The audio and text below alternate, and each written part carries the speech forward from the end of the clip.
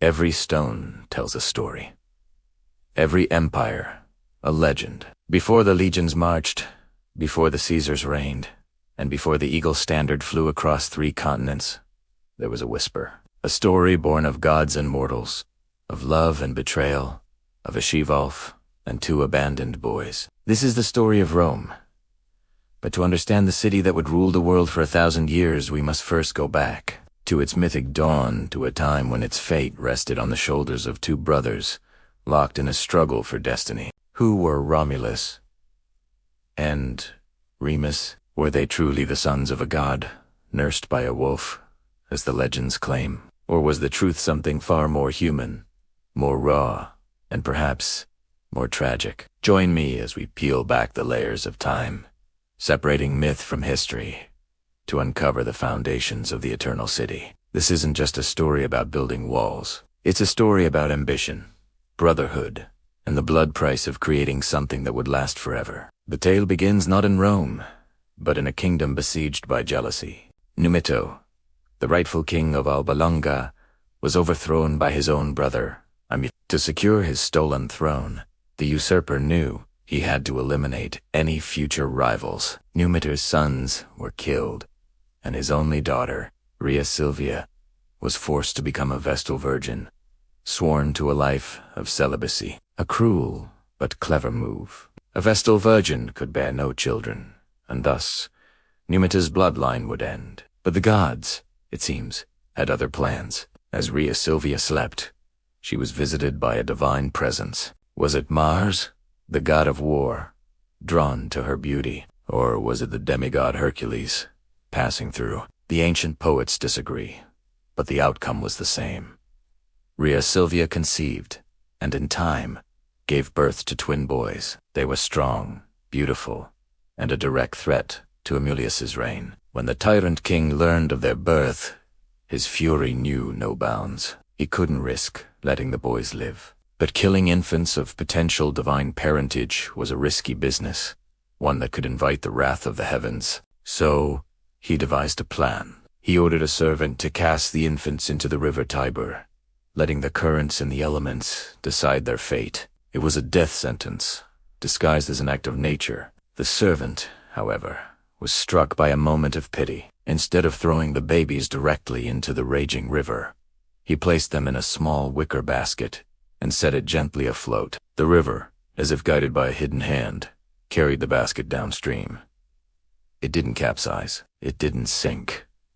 Instead, it drifted until it snagged in the roots of a sacred fig tree at the base of a hill that would one day be known as the Palatine. As the infants cried out from hunger, their calls were answered not by a human, but by an animal. A shivolf, a lupa, who had just lost her own cubs, was drawn by their cries. In a moment that would be immortalized in bronze and stone for millennia, the shivolf did not harm the boys. Instead, her maternal instincts took over. She gently nudged them and offered them her milk, saving them from starvation. This act, this impossible moment of mercy from a wild beast, became the founding miracle of Rome.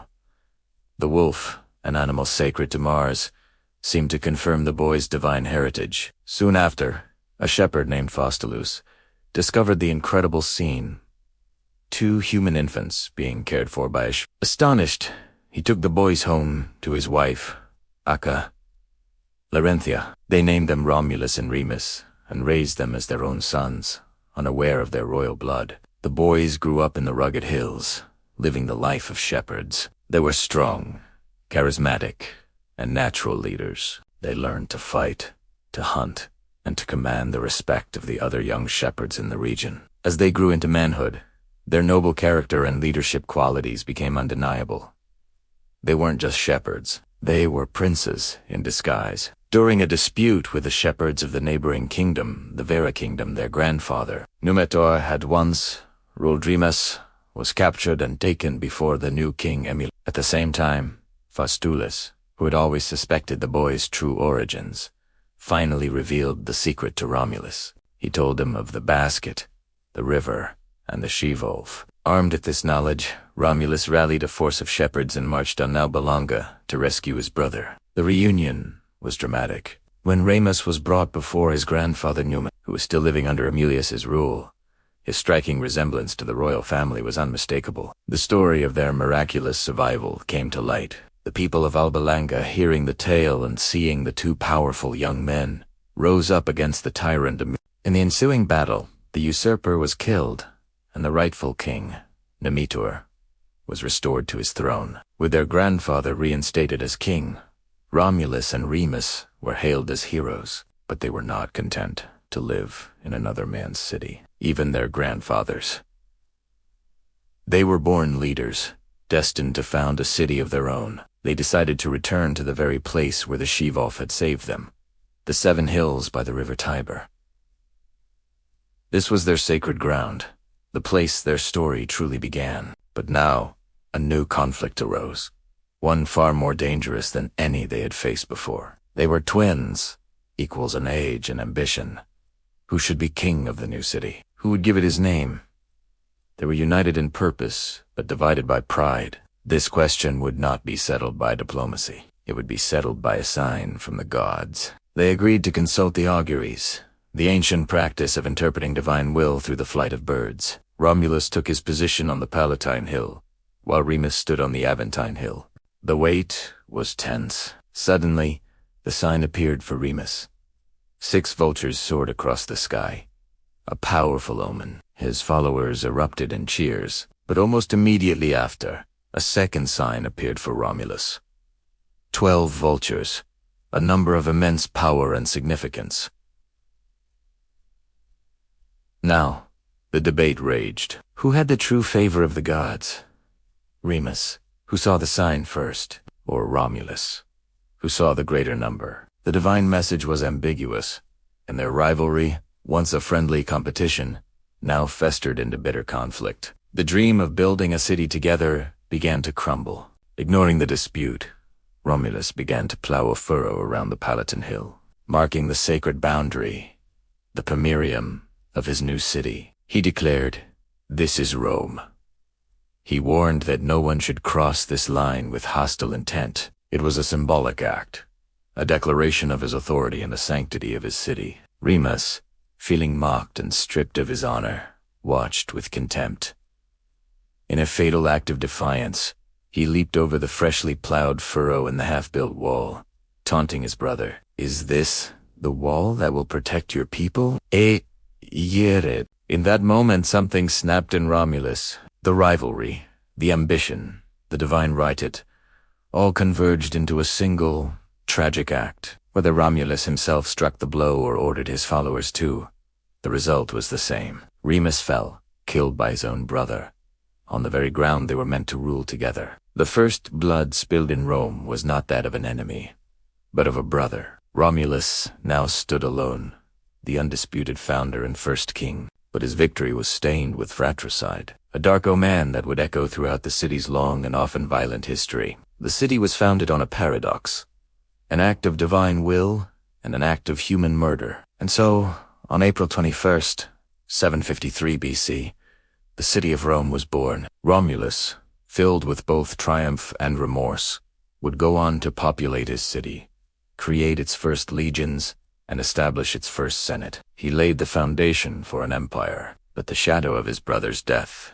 would forever linger. The story of Rome is the story of Romulus and Remus, tale of divine destiny and human ambition, of brotherhood and betrayal. It is a reminder that from the most violent of beginnings can rise the greatest of civilizations. The eternal city had begun, not with a whisper, but with a cry of anguish that would shape its destiny for centuries to come. Thank you so much for joining me on this journey back to the mythological origins of Rome. If you found this story as fascinating as I do, please hit that like button and subscribe to the channel for more deep dives into history's most epic tales. Don't forget to ring the notification bell so you won't miss our next chapter, where we explore how Romulus turned a tiny settlement into a thriving kingdom. See you next time. Hello everyone, and welcome back to our series on the founding of Rome. Last time, we followed the Trojan hero Aeneas on his epic journey across the Mediterranean. Today, we're re-diving into the next chapter of this legendary tale, the establishment of the kingdom of Alba Longa and the royal line that would eventually lead to Rome as founders. Romulus, and Remus. So, where did we leave off? Aeneas and his surviving Trojans had finally landed in Latium, a region in central Italy. After a fierce war with the local tribes, Aeneas, guided by destiny and the gods, emerged victorious. He married Lavinia, the daughter of the local king Latinus, and in doing so, united the Trojans with the Latinus. This new, combined people became the foundation of a powerful lineage. Aeneas then founded a city, naming it Lavinium in honor of his wife. It was a symbol of a fresh start, a new Troy built not on the ashes of the old, but on the promise of a future empire. But Aeneas's story, as foretold, was not to be a long one. After just a few years of peaceful rule, war broke out again with the neighboring During a fierce battle, Aeneas vanished. Some say he was killed, but the more poetic version, the one favored by the Romans, is that he was taken up to the heavens to become a god, worshipped as Jupiter, and his disappearance cemented his status as a divine ancestor, a hero who had fulfilled his destiny and joined the pantheon. After Aeneas's ascension, his son, Ascanius, also known as Iulus, took the throne. Ascanius was a young but capable leader. He saw that Lavinium was becoming overcrowded and knew that to secure the future of his people, they needed to expand. Guided by a divine Amina white sow, giving birth to 30 piglets, symbolizing 30 years of prosperity, he decided to found a new city. He led his people to the Alban hills, a beautiful and strategic location overlooking the plains of Leda. There, along a long, white ridge, he founded the city of Alba Longa. The name itself means the long white city. This new settlement became the capital of the Latins and the heart of their growing power. For nearly 300 years, Alba Longa would be ruled by a line of kings, descended directly from Ascanius, and therefore from Aeneas.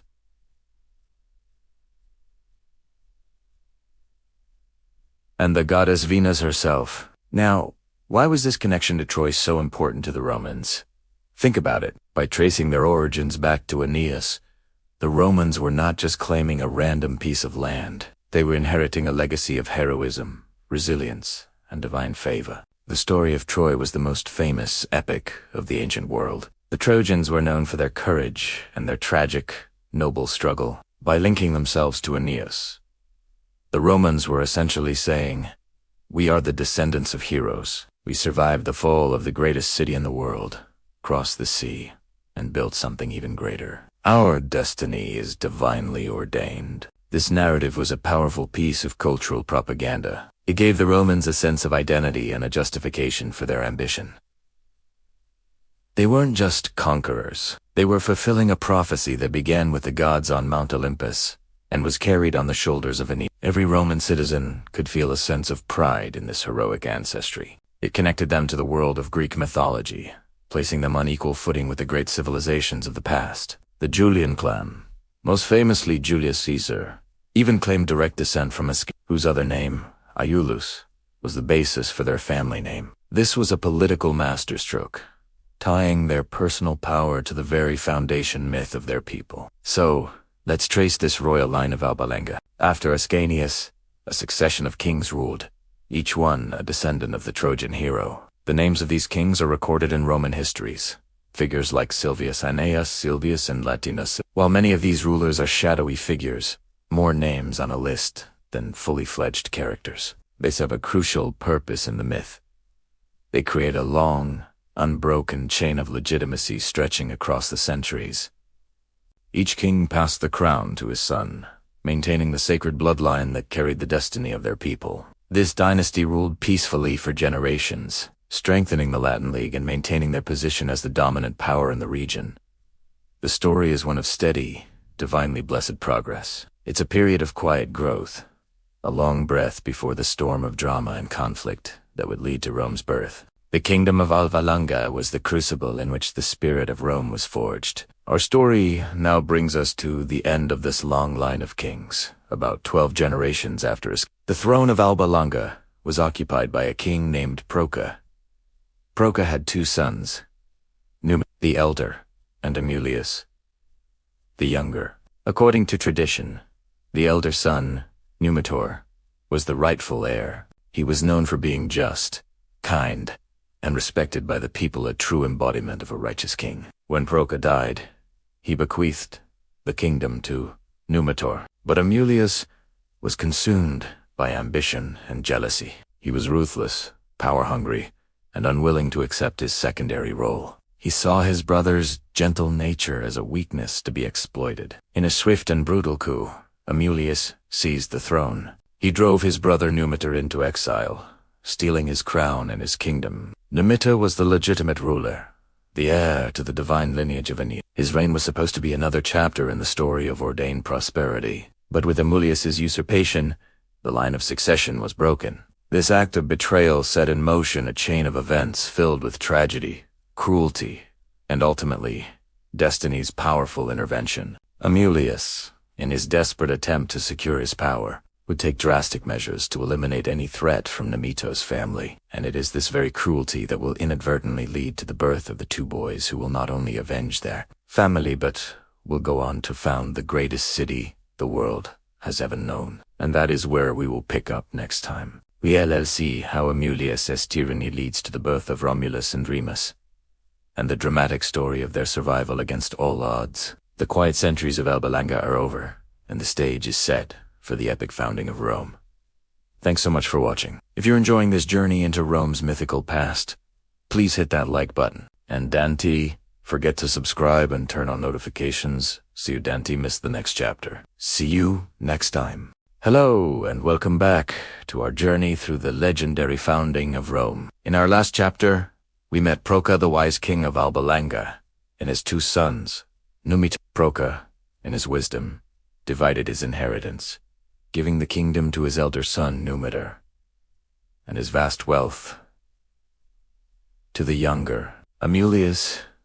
It seemed like a fair arrangement, a way to ensure both sons were provided for, and the kingdom remained stable. But as we know, human hearts are complex, and envy can be a powerful and destructive force. Today, we delve into a tale of betrayal, ambition, and a desperate attempt to defy fate. This is the story of how a brother's jealousy plunged a kingdom into darkness and set the stage for a legend that would echo through eternity. So, let's picture the scene. Numitor, the rightful king, is a man of gentle and peaceful nature. He ascends the throne, content with his duty, perhaps a bit naive to the storm brewing in his own family. He likely believed his brother, Amulius, was satisfied with the immense fortune he had inherited. After all, wealth can buy influence, comfort, and power of its own.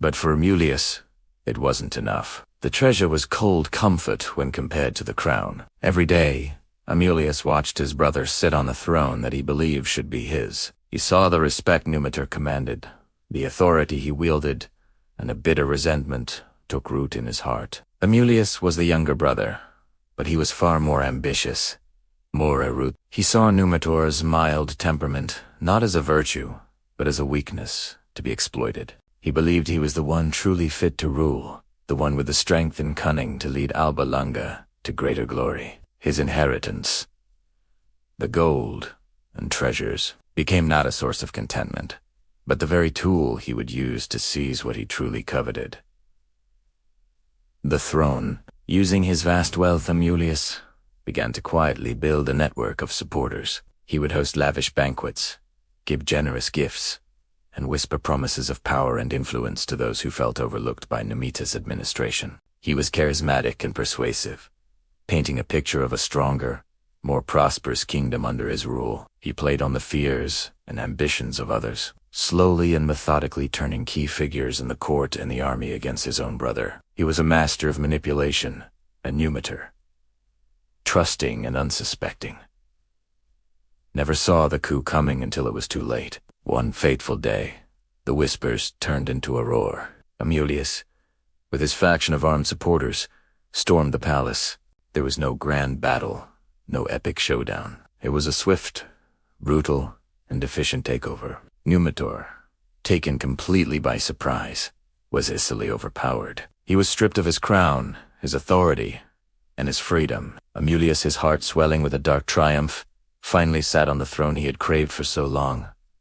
He was now King Amulius, the usurped. But a throne seized by force is never truly secure. Amulius knew this all too well. His greatest fear was vengeance. He worried that Numitor's line, the rightful heirs, would one day rise up to reclaim their birthright. His paranoia focused on Numitor's children. First, he dealt with Numitor's son. The historical accounts are grim and vary slightly, but they all agree on the outcome. Some say Amulius had his nephew murdered during a hunt, staging it to look like a tragic accident. Others claim a more direct, cold-blooded assassination. Regardless of the method, the result was the same. Numitor's male heir was eliminated. The direct line of succession was, he thought, broken. This act of cruelty showed everyone the true nature of their new king. Amulius wasn't just ambitious, he was utterly ruthless, willing to shed his own family's blood to secure his power. He had deposed his brother and eliminated his nephew, but there was still one person who posed a threat. A loose end he needed to tie up Numitor's daughter, the beautiful princess Rhea Silvia. Rhea Silvia was now the sole remaining child of the deposed king. As a woman, she couldn't inherit the throne directly, but she could bear children. A son of Rhea Silvia would be the grandson of Numitor, carrying the royal bloodline and a legitimate claim to the kingdom. This was a risk Amulius could not afford to take. He couldn't simply eliminate her as he had her brother. Killing a royal princess, his own niece, might be a step too far, an act that could turn public opinion against him and spark a rebellion. He needed a more clever, more insidious solution. And so Amulius devised a plan that was both cunning and cruel. He decided to use religion and tradition as his weapon. He would force Rhea Silvia to become a Vestal Virgin. Who were the Vestal Virgins? They were the priestesses of Vesta, the Roman goddess of the hearth, home, and family. This was one of the most ancient and honored religious orders. The Vestals were responsible for maintaining the sacred fire in the Temple of Vesta, a fire that was believed to be intrinsically linked to the fortune and survival of the city. If the fire went out, it was considered a terrible omen, a sign of the gods' displeasure. To become a Vestal was a great honor for a young woman and her family. They were revered, held in the highest esteem, and granted privileges that few other women in society enjoyed. They were free from the authority of their fathers, could own property, and their presence could even pardon a condemned criminal they happened to pass on the street. But this honor came at a very steep price. Vestal virgins were required to take a vow of chastity, a sacred oath, to remain pure for the entire 30 years of their service. Breaking this vow was the most heinous of religious crimes, a sacrilege that polluted the entire state. The punishment was absolute and terrifying, being buried alive. By forcing Rhea Silvia to become a Vestal Virgin, Amulius was, in effect, sentencing her to a life without marriage, without children. He was ensuring, through sacred law, that she could never produce an heir who might one day challenge his rule. It was a brilliant political move. On the surface, he was bestowing a great honor upon his niece, elevating her to a sacred position. He could frame it as an act of piety, a way of dedicating his family to the service of the gods, but in reality, it was a life sentence in a gilded cage. He was using the holiest of traditions to achieve the most profane of goals, the complete and utter annihilation of his brother's lineage. Imagine Rhea Silvia's despair, her father overthrown, her brother gone, and now she was being forced into a life she did not choose. Her future, her hopes of love, marriage, and a family of her own were stolen from her in an instant. She was a pawn in her uncle's twisted game of power, her body and her life now bound by a sacred vow she was compelled to make. Amulius had won. He had secured his throne, eliminated all known threats, and trapped the last heir of the rightful king in a prison of holy vows. From his perspective, the future of his dynasty was secure. The line of Numitor was finished. But here's where our story takes a turn from a simple tale of political intrigue into the realm of myth and legend. Amulius, in his arrogance, believed he could control fate. He thought that by manipulating the laws of men and the traditions of the gods, he could bend destiny to his will. He had accounted for everything except the will of the gods themselves. He locked his niece away behind the sacred walls of the Temple of Vesta, believing he had ended her story. But in doing so, he had unknowingly placed her right where she needed to be to begin an even greater one. for it is said that a power far greater than any earthly king had taken notice of the beautiful and sorrowful priestess.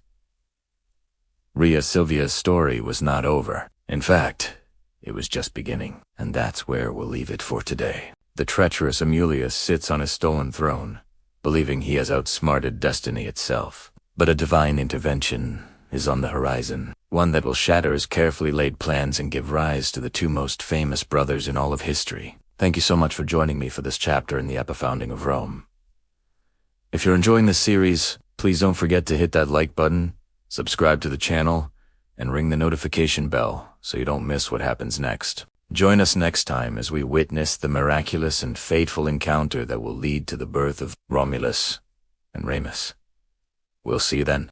In the heart of Alba Longa, within the hallowed walls of the Temple of Vesta, a profound silence reigned. Rhea Silvia, niece of the usurper, King Emil, had been condemned to a life of chastity, a political pawn to ensure no heir could challenge her uncle's stolen throne. The sacred fire she tended flickered, its flames casting long, dancing shadows, mirroring the restless turmoil in her own heart. She was a prisoner in a gilded cage, her life a monotonous ritual of prayers and offerings. Yet destiny, as it so often does, had a grander, more dramatic plan. One afternoon, as a strange languor overcame her, Rhea Silvia sought refuge in a sacred grove near the temple. The air grew heavy, the usual chirping of birds hushed, and a palpable energy seemed to descend from the heavens. It was then that he appeared, not as a mortal man, but as a presence, a force of nature. Mars, the god of war,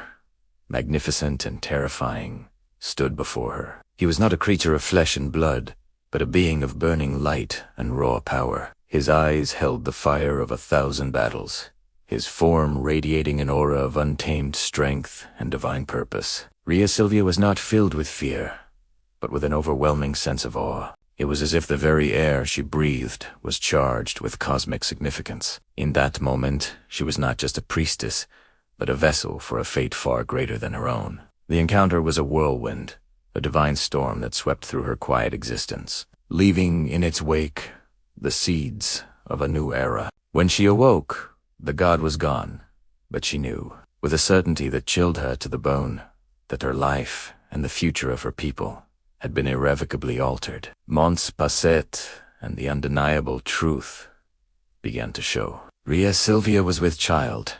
Her initial awe gave way to a gnawing dread. She tried to conceal her condition, her every prayer a desperate plea for a miracle that would not come. The other Vestals, sworn to the same vows of purity, watched her with a mixture of pity and suspicion. The whispers started, quiet at first, then growing into a chorus of condemnation that echoed through the marble halls of the temple. King Amulius, when the news finally reached his ears, was incandescent with rage. His carefully constructed plan to secure his lineage had been shattered. He summoned Rhea Silvia to the throne room. The chamber, once a place of royal ceremony, felt like a tomb.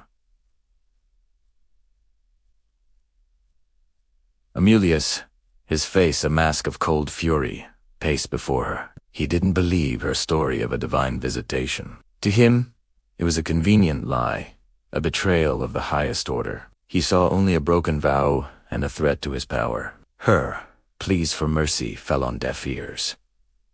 The law was absolute, and Amulius was a man who wielded it like a weapon. A Vestal virgin who broke her oath faced a terrible punishment. As the king pronounced her sentence, Rhea Silvia's world collapsed. She was to be imprisoned, left to await the birth of her children, after which she would face her grim fate. The weight of her destiny, once a source of wonder, now felt like a crushing burden. In the darkness of her cell, time stretched into an eternity of fear and anticipation. Yet, amidst the despair, a new, powerful emotion began to blossom. A mother's love. She could feel the life stirring within her. Two distinct heartbeats. A secret symphony of hope in the suffocating silence. These were not just the children of a disgraced priestess. They were the offspring of a god, children of prophecy. The day of their birth arrived not with celebration, but with the clang of a jailer's key.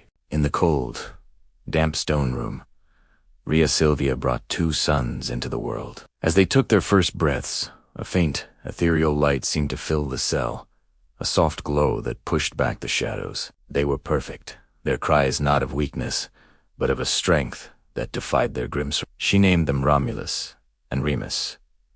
Holding her twin boys, her heart ached with a love so fierce it was painful. She looked into their infant faces and saw not only the features of newborns, but the echo of a divine father and the promise of a future yet unwritten. But this moment of maternal bliss was cruelly brief. The joy of their birth was inextricably linked to the sorrow of their impending separation. She knew she would not be allowed to keep them. They were a threat to Romulus, and he would not suffer them to live. The guards came, their faces impassive. Rhea Silvia clutched her sons, her tears falling onto their swaddling clothes. It was a mother's worst nightmare, a scene of heartbreaking tragedy. She pleaded, she begged, she offered her own life in exchange for theirs. But the king's orders were absolute. The babies were gently but firmly taken from her arms. The emptiness that replaced them was a void more profound than any prison. As the heavy door to her cell slammed shut, plunging her back into darkness, Rhea Silvia's sobs were the only sound. She was alone, stripped of her honor, her freedom, and now, her children. She did not know their fate, only that Romulus intended for them to die. Yet, even in her deepest despair, a tiny spark of faith remained. They were the sons of Mars. Destiny had brought them into this world against all odds. Surely, the same divine will that had conceived them would not abandon them now. Outside the palace, two of the king's servants were given a grim task. They carried a small basket.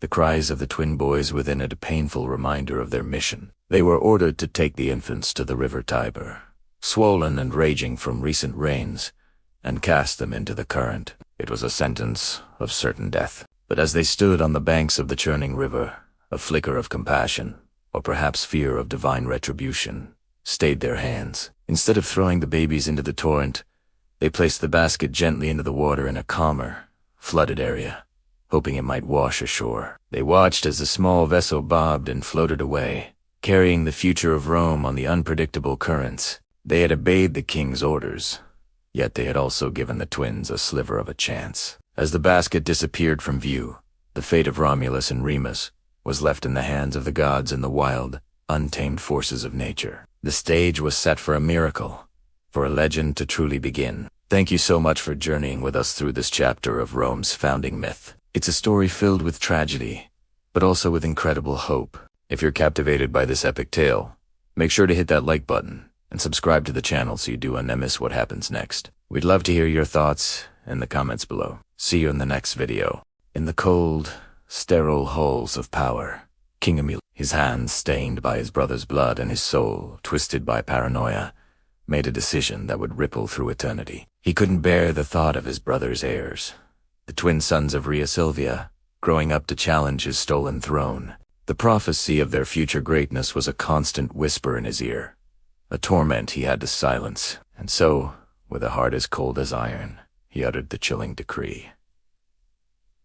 The infants were to be drowned. They were to be cast into the churning, unforgiving waters of the Tiber River, their nascent lives extinguished before they could truly begin.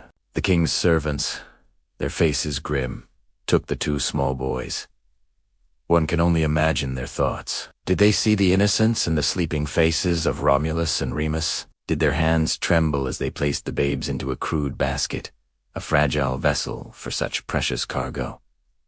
Their orders were absolute. They carried the basket to the river's edge, a place of endings. The Tiber was swollen from recent rains, its currents strong and its waters murky. It was a watery grave, an instrument of the king's cruel will. With heavy hearts, they pushed the basket into the flow, watching as it was immediately seized by the powerful current and swept away from the shore, a tiny speck disappearing into the vast, indifferent expanse of the river. But on this day, the river was not an executioner. It was something else entirely. As the basket bobbed and spun, something extraordinary happened. The raging currents, which should have overturned the flimsy craft and plunged the infants into the depths, seemed to guide it. The river, often a force of destruction, became a cradle.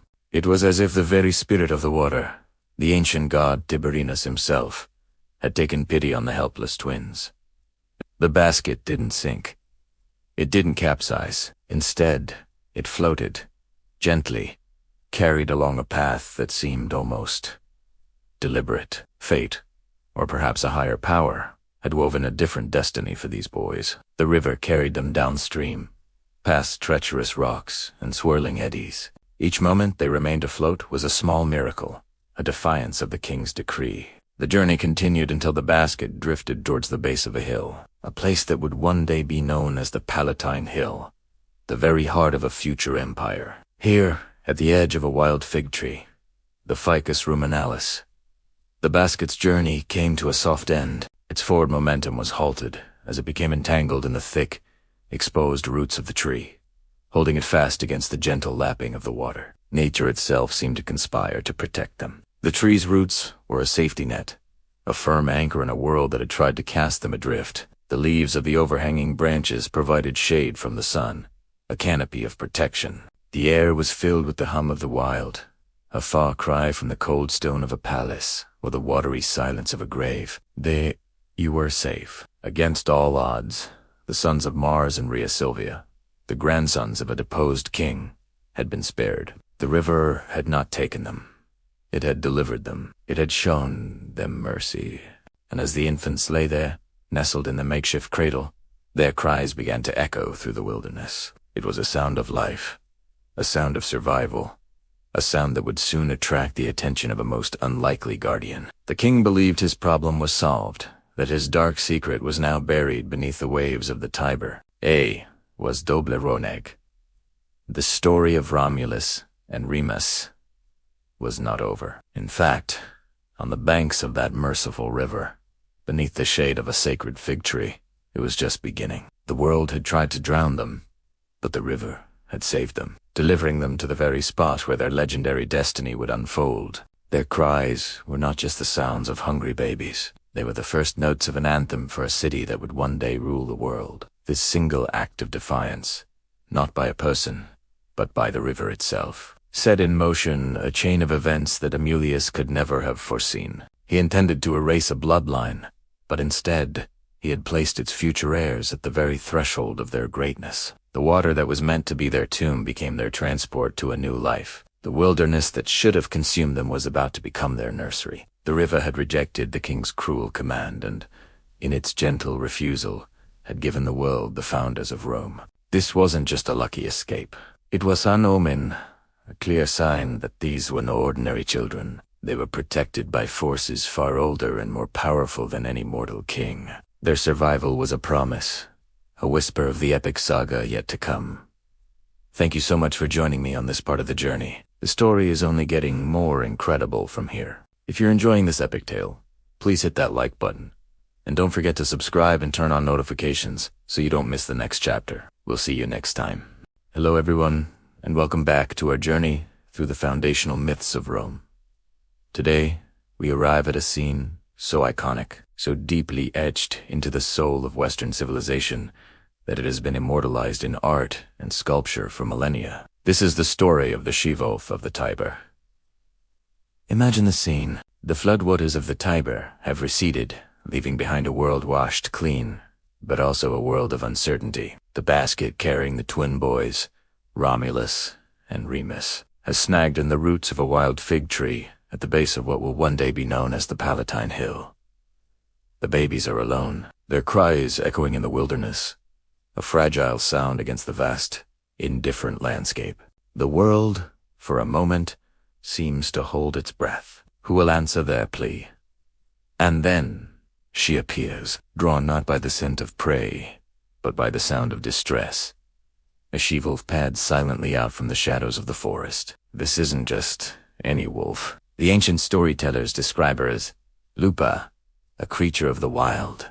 Her udder's heavy with milk for her own pups. But here, before these human infants, a profound and sacred instinct takes over. Instead of seeing a meal, she sees life in peril. There's a quiet, almost reverent quality to this moment. The she-wolf, a fearsome predator, approaches the basket with a strange tenderness. She lowers her head, not to harm, but to nurture. She begins to lick the babies clean, her rough tongue a startling, gentle caress. And then she does the unthinkable.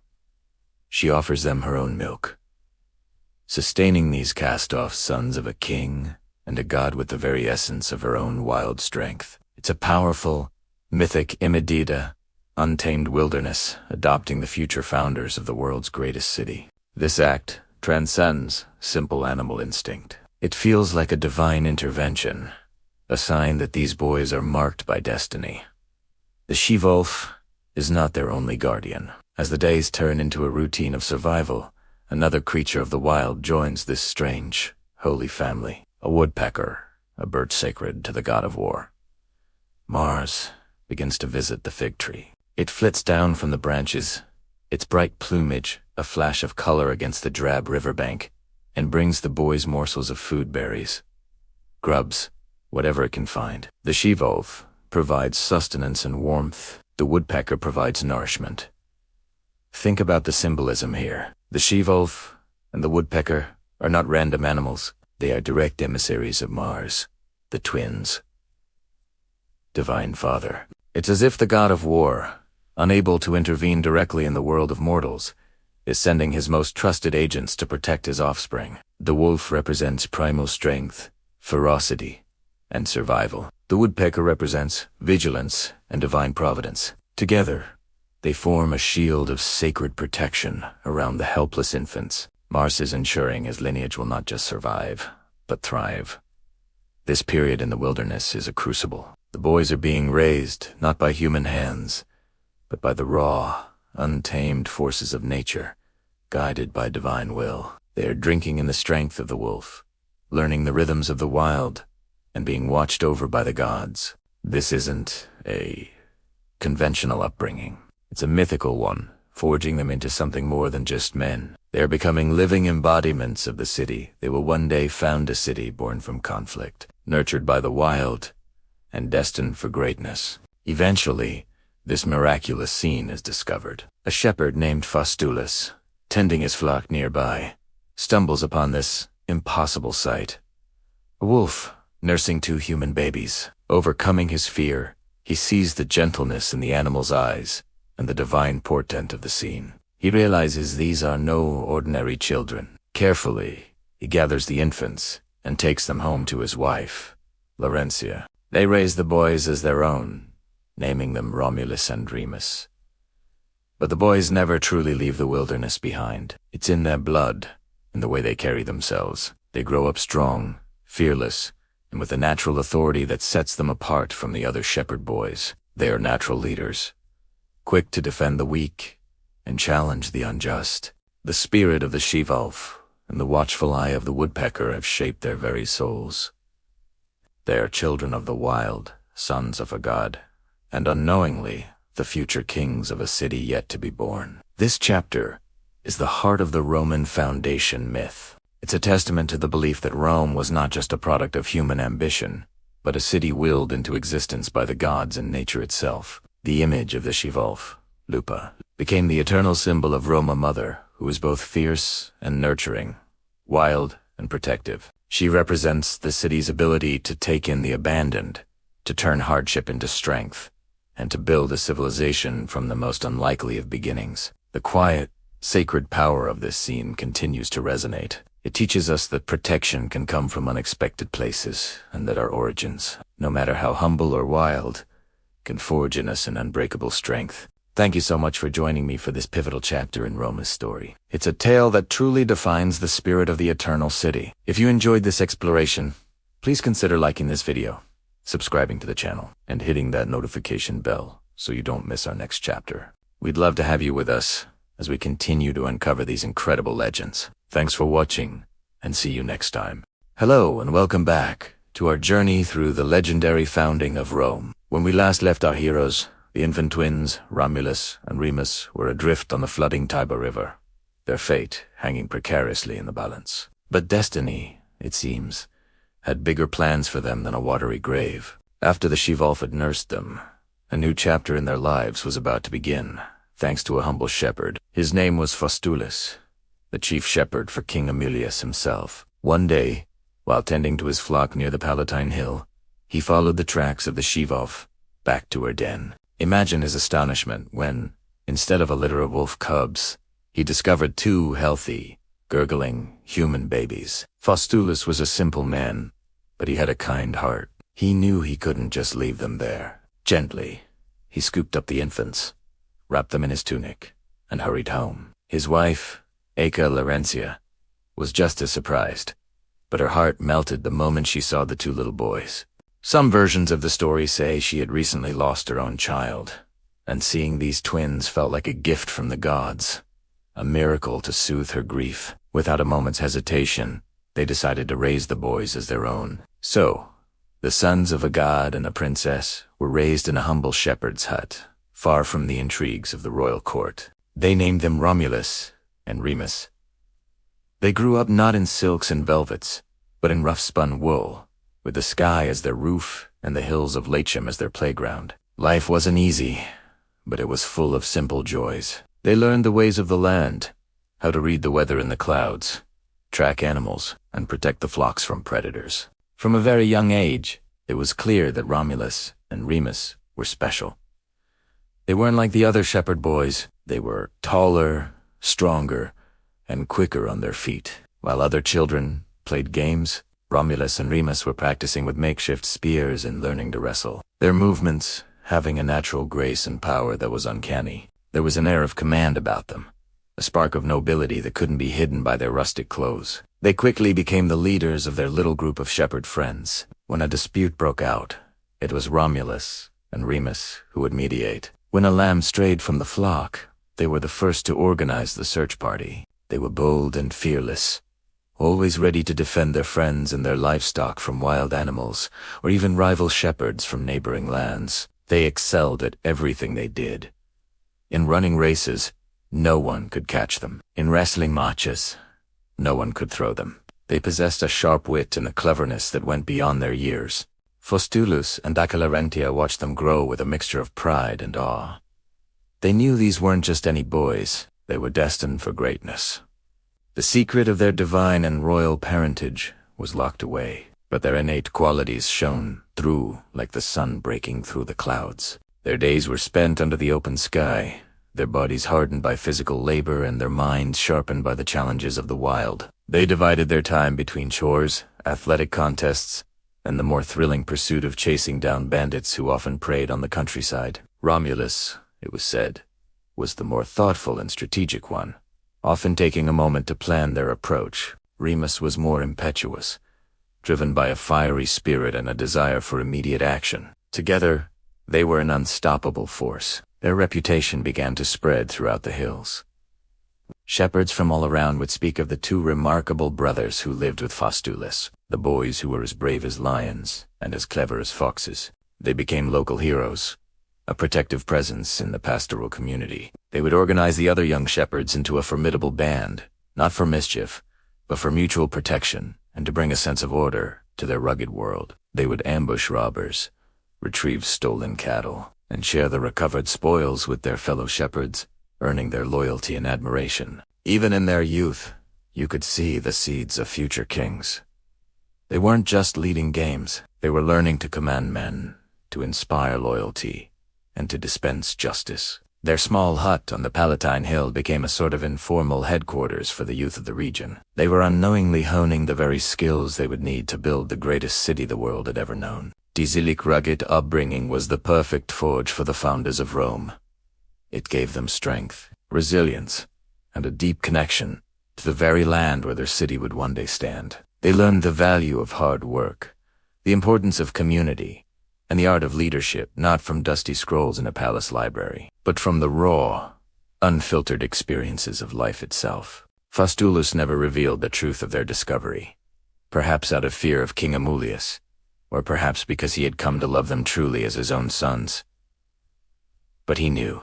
He watched them, day after day, seeing the echo of a king in their stride and the fire of a god in their eyes. The secret of their birth was a ticking clock, and as the boys grew into powerful young men, it was only a matter of time before their true destiny would come calling, pulling them away from the simple life of shepherds and thrusting them onto the grand stage of history. And that's where their story takes its next dramatic turn. What happens when these noble-born leaders, raised as commoners, finally collide with the world they were born into? The confrontation is inevitable, and it's coming soon. Thank you so much for watching and joining us on this epic tale. If you're enjoying this series, don't forget to hit that like button, subscribe to the channel, and ring the bell so you won't miss the next chapter in the founding of Rome.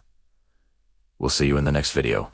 Hello, history buffs, and welcome back to our series on the founding of Rome. Today, we're diving into the wild and untamed youth of its legendary founders, Romulus and Remus.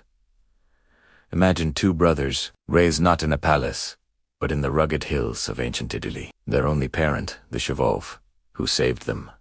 Their only mentor, the shepherd, foster. This isn't a story of pampered princes. It's the tale of two young men forged in the fires of the wilderness. As they grew from boys into strapping young men, their royal blood, though unknown to them, began to soothe. They weren't content to simply tend sheep. No, their spirits were too restless, too bold for a quiet life. The hills and forests became their kingdom, and they ruled it not with a crown, but with courage and strength. They roamed the countryside, their days filled with the thrill of the hunt. They weren't just hunting for food. They were honing their skills, learning the land, and testing their limits against the wild beasts that shared their home. Their physical prowess was matched only by their natural charisma. Romulus was the more thoughtful and strategic, a born leader who could command respect with a single glance. Remus was the fiery one, quick to act, with a fierce loyalty and a spirit that burned as brightly as a summer fire. Together, they were an unstoppable force. The other young shepherds didn't just see them as friends. They saw them as leaders. They were drawn to the twins' confidence, their sense of justice, and their unwavering bravery. Soon, their adventures took on a new purpose. The local shepherds were constantly plagued by bandits and rustlers who would sweep down from the hills to steal their flocks. These weren't just thieves.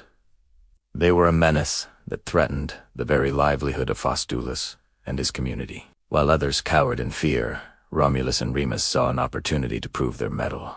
They refused to stand by while their community suffered. This is where their legend truly begins to take shape. The twins organized the other shepherds into a makeshift militia. Using their knowledge of the terrain, they set ambushes and planned daring raids on the bandits' hideouts. Picture this: a moonlit night, the quiet broken only by the bleating of sheep. Suddenly, from the shadows, emerged Romulus and Remus, leading their band of shepherds, their hunting spears now weapons of justice. The twins weren't just brawlers, they were clever tacticians. They would use the element of surprise, striking quickly and decisively, reclaiming stolen livestock and driving the robbers back into the mountains. In one famous encounter, they were outnumbered 2-1. While Remus led a frontal assault, creating a chaotic diversion, Romulus led a smaller group through a hidden gorge, flanking the bandits and trapping them completely. The victory was total. The stolen goods were recovered, and the bandits were taught a lesson they wouldn't soon forget. With each victory, their fame grew. Shepherds from neighboring valleys would come seeking their help. Romulus and Remus became the unofficial protectors of the entire region. They were more than just strong arms. They were symbols of hope and resistance against the lawlessness of the land. They led by example, always at the front of any fight, sharing the risks and the rewards equally with their followers. This fairness and courage cemented the loyalty of their growing band of comrades. What's fascinating is that throughout all this, they had no idea of their true heritage. They believed they were the sons of a simple shepherd. They didn't fight for glory or for a throne they didn't know existed. They fought for their friends, for their family, for the simple, hard-working people they had grown up with. Their leadership wasn't born from a sense of entitlement, but from a genuine desire to protect and lead. It was this nobility of spirit, this innate quality of command, that was the truest sign of their royal lineage. Their wild youth was a crucible, shaping them into the men who would one day lay the foundation of the greatest empire the world has ever known.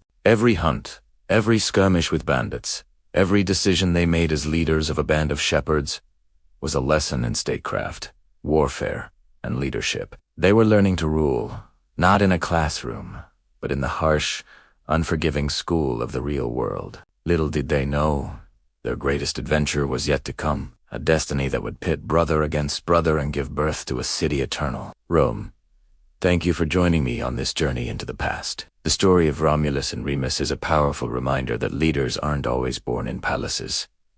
Sometimes they are forged in the wilderness. If you enjoyed this chapter of their story, please give this video a thumbs up and subscribe to the channel for more. We've got so much more to uncover about the founding of Rome. Until next time, stay curious.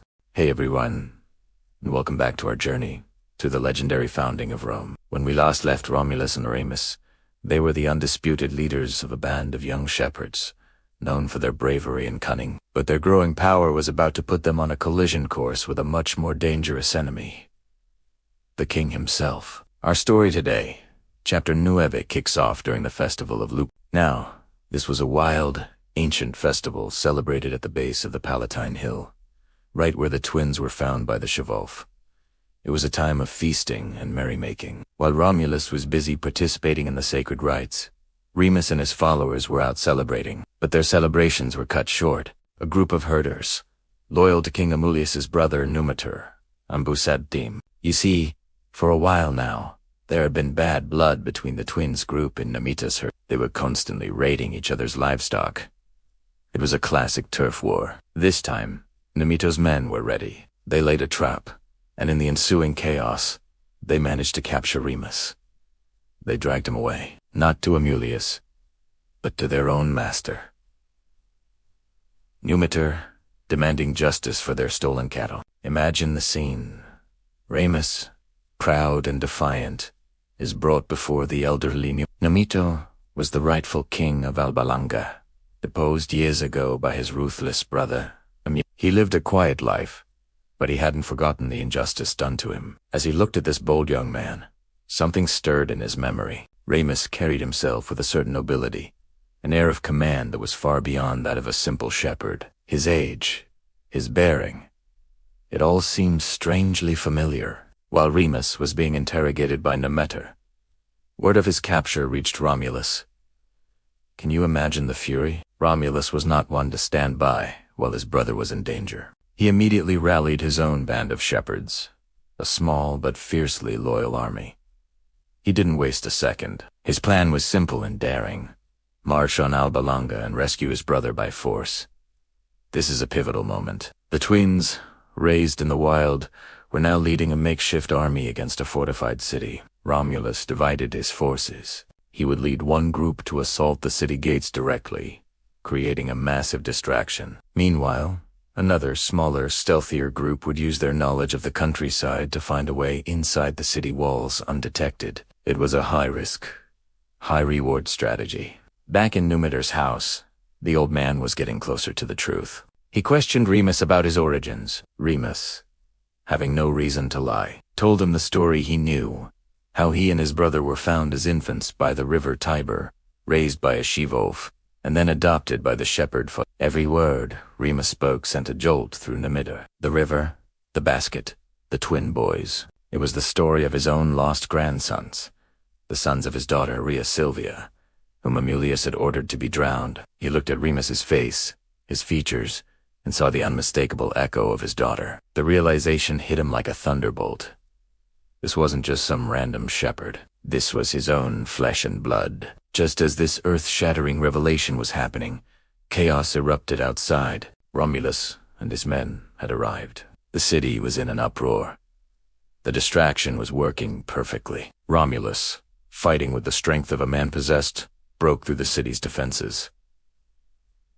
Inside the palace, King Amulius was panicking. News of the attack and the identity of the captured shepherd reached him at the same time. The prophecy he had feared for decades was coming true. The grandsons he thought were long dead were alive, and they were at his gates. Meanwhile, Faustulus, the adoptive father of the twins, knew he couldn't stay silent any longer. He had always suspected the boys' noble origins, and now, with their lives on the line, he rushed to Alba Longa. He went straight to Romulus, who was fighting in the streets, and told him everything. He confirmed that the man holding Remus was not his enemy, but his grandfather, Numitor. This changed everything. Romulus now understood the full scope of their story. He wasn't just fighting to save his brother. He was fighting to reclaim their birthright and avenge their family. He fought his way not just to Remus, but towards the palace, his target now crystal clear. King Numitor, having already told Remus the truth, acted quickly. He spread the word throughout the city, telling everyone who the twins were, the true heirs of Alba Longa. The citizens, who had long suffered under Amulius's tyrannical rule, were ecstatic. They had their true princes back. The guards and the people turned against Amulius in an instant. Romulus and Remus, now reunited and aware of their true identities, burst into the palace. They found the terrified King Amulius and confronted him.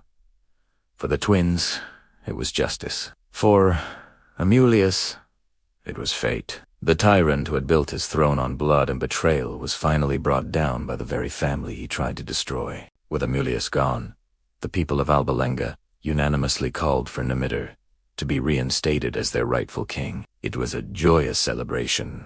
The two young men, who had started the day as shepherd outlaws, were now celebrated as princes and heroes. They had not only rescued each other, but had liberated his city and restored their grandfather to his throne. Their journey, however, was far from over. Numitor was king, and their family honor was restored. But Romulus and Remus were not content to simply be princes in Alba Longa. They were born leaders, forged in the wilderness. They longed to build something of their own, and so, with their grandfather's blessing, they decided to return to the place where their story began, those 7 hills by the river Tiber, to found a new city. And that's where we'll pick up next time, with the fateful decision that would lead to the founding of Rome, but also to the tragic final conflict between the two brothers. It's a story of ambition, destiny, and the difficult choices that shape history. Thanks so much for joining me on this incredible saga. If you're enjoying this series, please hit that like button, and don't forget to subscribe and turn on notifications so you don't miss the next chapter. See you next time. Word of Remus's capture spread like wildfire, reaching Romulus and his band of shepherds. But this wasn't just a story of a captured brother. It was the final piece of a puzzle, a revelation whispered on the wind, carried by the very man who had saved them as infants. Faustulus, their foster father, had held the truth close to his heart for years, waiting for the right moment. Now, with Remus in the clutches of King Amulius, the time had come. He revealed everything to Romulus, the secret of their royal birth, the cruelty of their great uncle Amulius, and the prophecy that clung to them like a second skin. The boys he had raised were not mere shepherds. They were the grandsons of the deposed King Numitor, the rightful heirs to Alba Longa. The truth ignited a fire in Romulus's soul. This was no longer just about rescuing his brother. It was about reclaiming his birthright and liberating a kingdom. He rallied his shepherds, men who were more than just followers. They were brothers in arms, hardened by the wild and fiercely loyal. Their plan was audacious, born of desperation and courage. They would not march on the city gates in a grand, predictable assault. No, they would be a shadow, a whisper of rebellion that would erupt from within. Romulus divided his forces. He would lead one group, a storm gathering on the horizon, ready to descend upon the palace from the outside. The others would infiltrate Alba Longa in small, unassuming groups, blending in with the populace, waiting for a signal. Their target was singular and absolute: the tyrant, Meanwhile, inside the very walls of the palace, destiny was weaving another thread. Remus, brought before his grandfather Numitor, was a picture of defiant youth. Numitor, a man hollowed out by years of grief and subjugation, looked at the young man and saw an echo of the past. He saw the strength and spirit of his own daughter, Rhea Silvia. The resemblance was uncanny, striking. As he questioned Remus about his origins, the story tumbled out of being found by the river, raised by a shepherd, a life lived in the shadow of a forgotten past. The pieces clicked into place.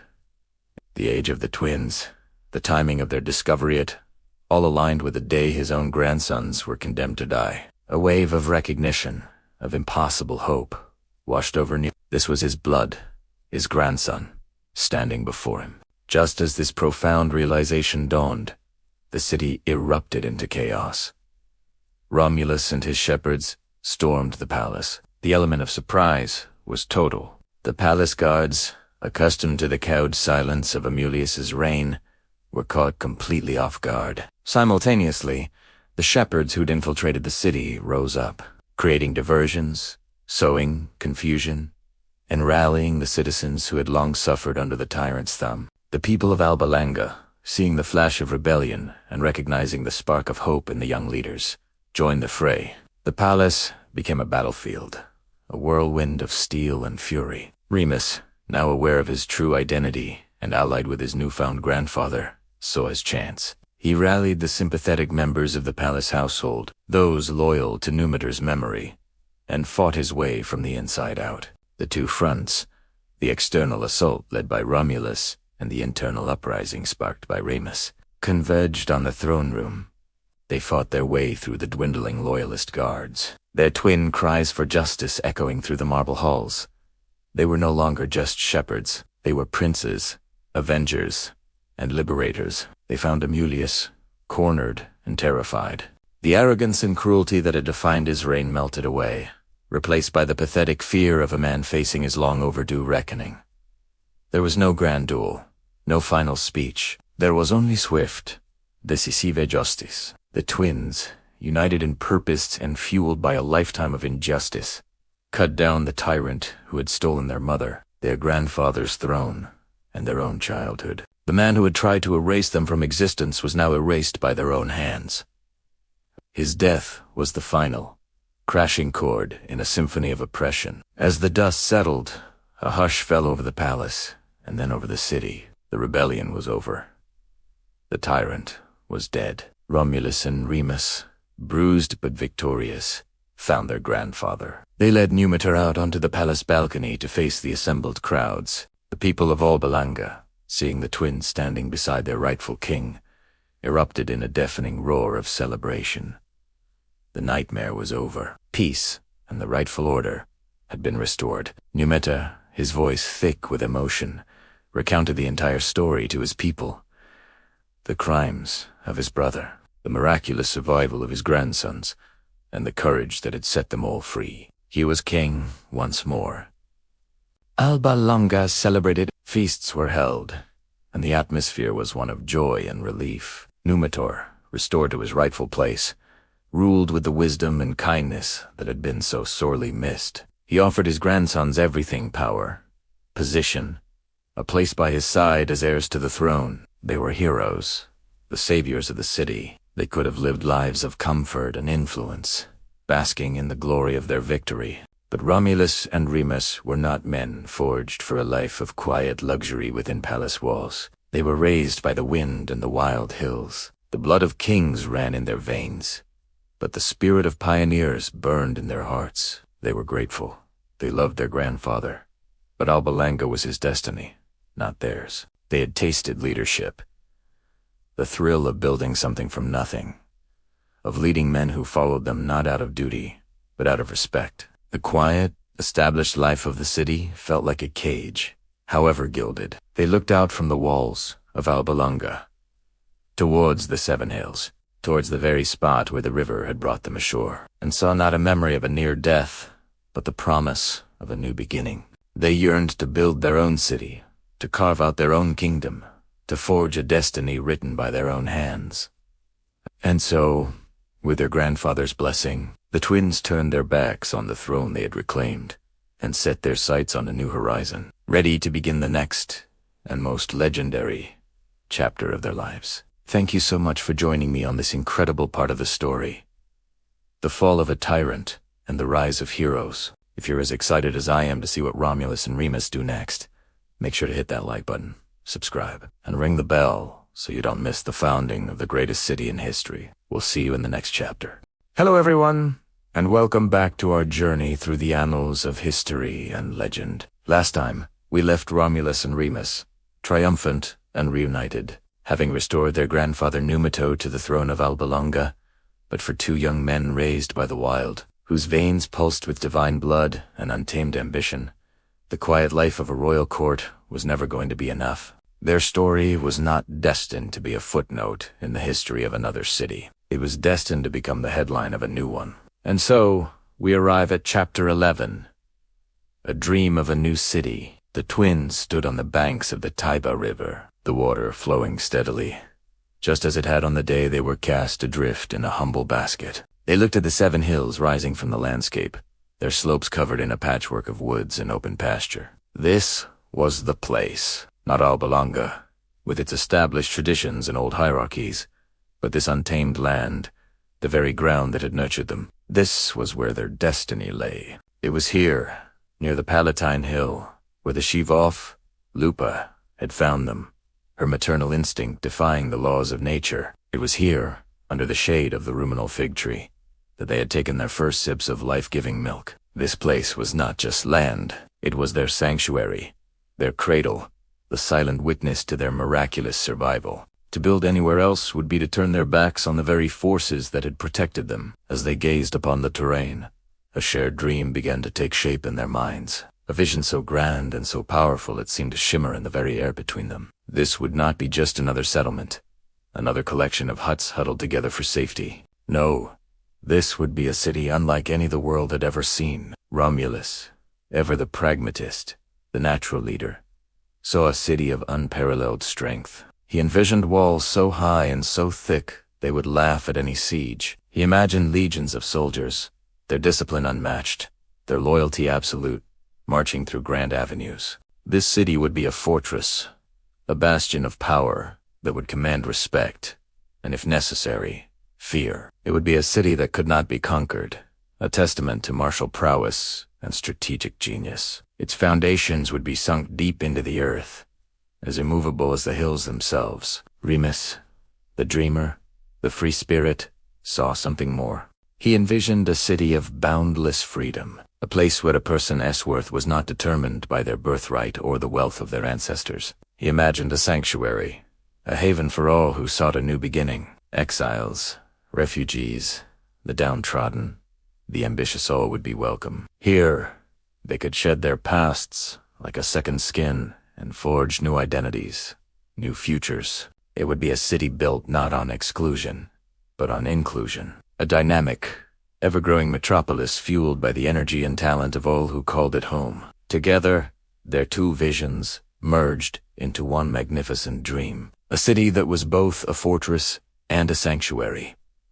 A city of strength and of freedom. The discipline of the soldier would walk hand in hand with the innovation of the newcomer. Its power would not be just in its walls and its armies, but in the spirit of its people, a populace, united by a shared purpose and the promise of opportunity. They spoke late into the night, their words painting a picture of the future. They imagined marble temples dedicated to the gods who had watched over them, their white columns reaching for the heavens. They saw bustling forums, vibrant marketplaces filled with goods from distant lands, the air buzzing with 100 different languages. They envisioned aqueducts, marvels of engineering, carrying fresh water into the heart of their city, a symbol of its life-giving promise. And above all, they dreamed of glory, eternal glory. This city would not be a fleeting flicker in the grand timeline of history. Its name would be spoken with reverence for 1,000 years and more. Its laws, its culture, its language, and its power would spread across the world, shaping the destiny of millions yet unborn. It would be an urbs eterna, an eternal city, a beacon of civilization, a monument to their ambition, their brotherhood, and the shivolf who had saved them. The place had a name in their hearts, a name that felt as natural and right as their own. It would be called Rome. This was their dream, born on the banks of the Tiber, a city conceived in myth, dedicated to strength, and consecrated to the ideal of a new beginning. It was a beautiful, powerful vision. But as is so often the case, the path from a shared dream to a shared reality is fraught with peril. The very ambition that united them would soon become the seed of a tragic conflict, and the founding of this great city would be marked not just by hope, but by a brother's blood. The dream was perfect. The reality, however, would be far more complicated. What happens when 2 ambitious leaders, 2 twins, have slightly different ideas about how to make that dream a reality? That is where our story will take us next. Thank you so much for joining me on this chapter of the saga. The dream of Rome is one of the most powerful founding myths in human history, and it's fascinating to see how these elements of strength, freedom, and destiny were woven into its identity from the very beginning. If you're enjoying this series, please consider hitting that like button and subscribe so you don't miss the next chapter in this epic tale. We'd love to have you with us as we continue to explore the legends of the past. Until next time, take care. Hello and welcome back to our journey through the mists of time, back to the very foundations of Rome. Last time, we left our twin heroes, Romulus and Remus, standing on the cusp of destiny, ready to build a city for the ages. They had overthrown a tyrant, reclaimed their heritage, and gathered a loyal following. The world, it seemed, was theirs for the taking. But as any student of history or human nature knows, the greatest challenges often come not from external enemies, but from within. Today, we delve into Chapter 12. The brothers' dispute. The air, once filled with the excitement of new beginnings, began to cool. The question that hung heavy between them was simple, yet monumental. Where would they lay the first stone of their new home? This wasn't just about choosing a plot of land. It was about choosing a future, a legacy. The land itself was rich with possibility. 7 hills rose from the marshy plains beside the Tiber, each offering its own unique advantages. But 2, in particular, called to the brothers. Remus, the pragmatist, the one who saw the world with a shepherd's keen eye, was drawn to the Aventine Hill.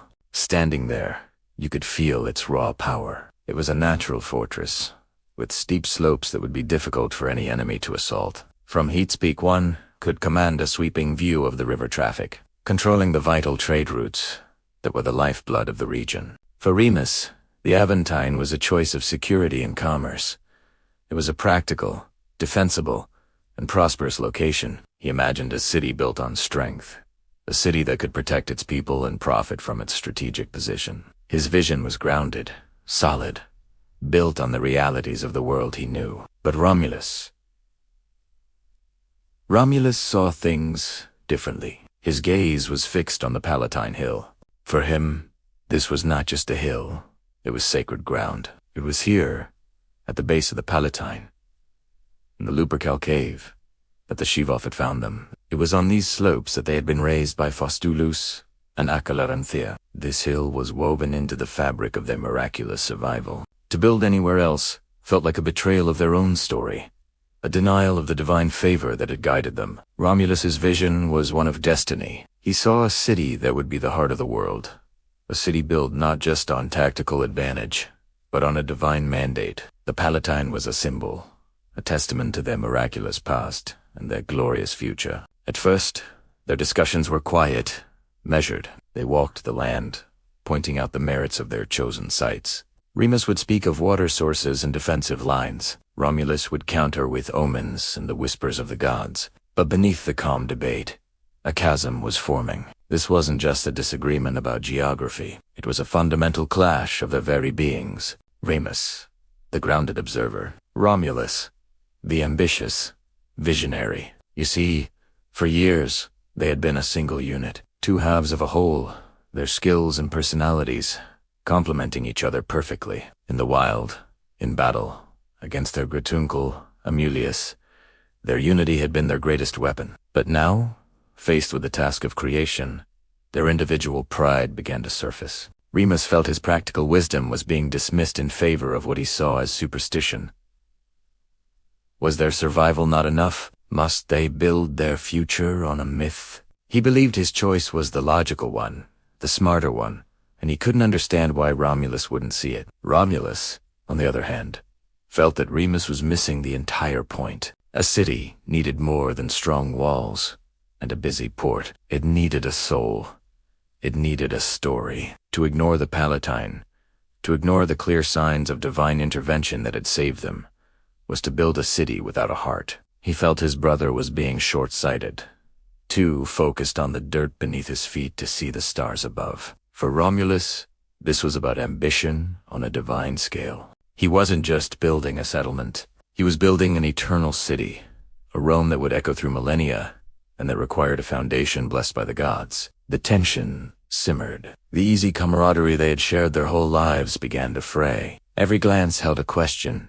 Every silence was filled with unspoken arguments. Their followers, the shepherds and adventurers who had eagerly joined their cause, began to feel the rift. They would look from one brother to the other, uncertainty clouding their faces. The dream of a unified, powerful new city was suddenly threatened by the very two men who had conceived it. The quiet but persistent debate revealed more than just a difference of opinion. It revealed two distinct forms of pride, two divergent paths to greatness. One brother saw a city of men, strong and prosperous. The other saw a city of gods and heroes, destined for glory. The question was no longer just where, but who.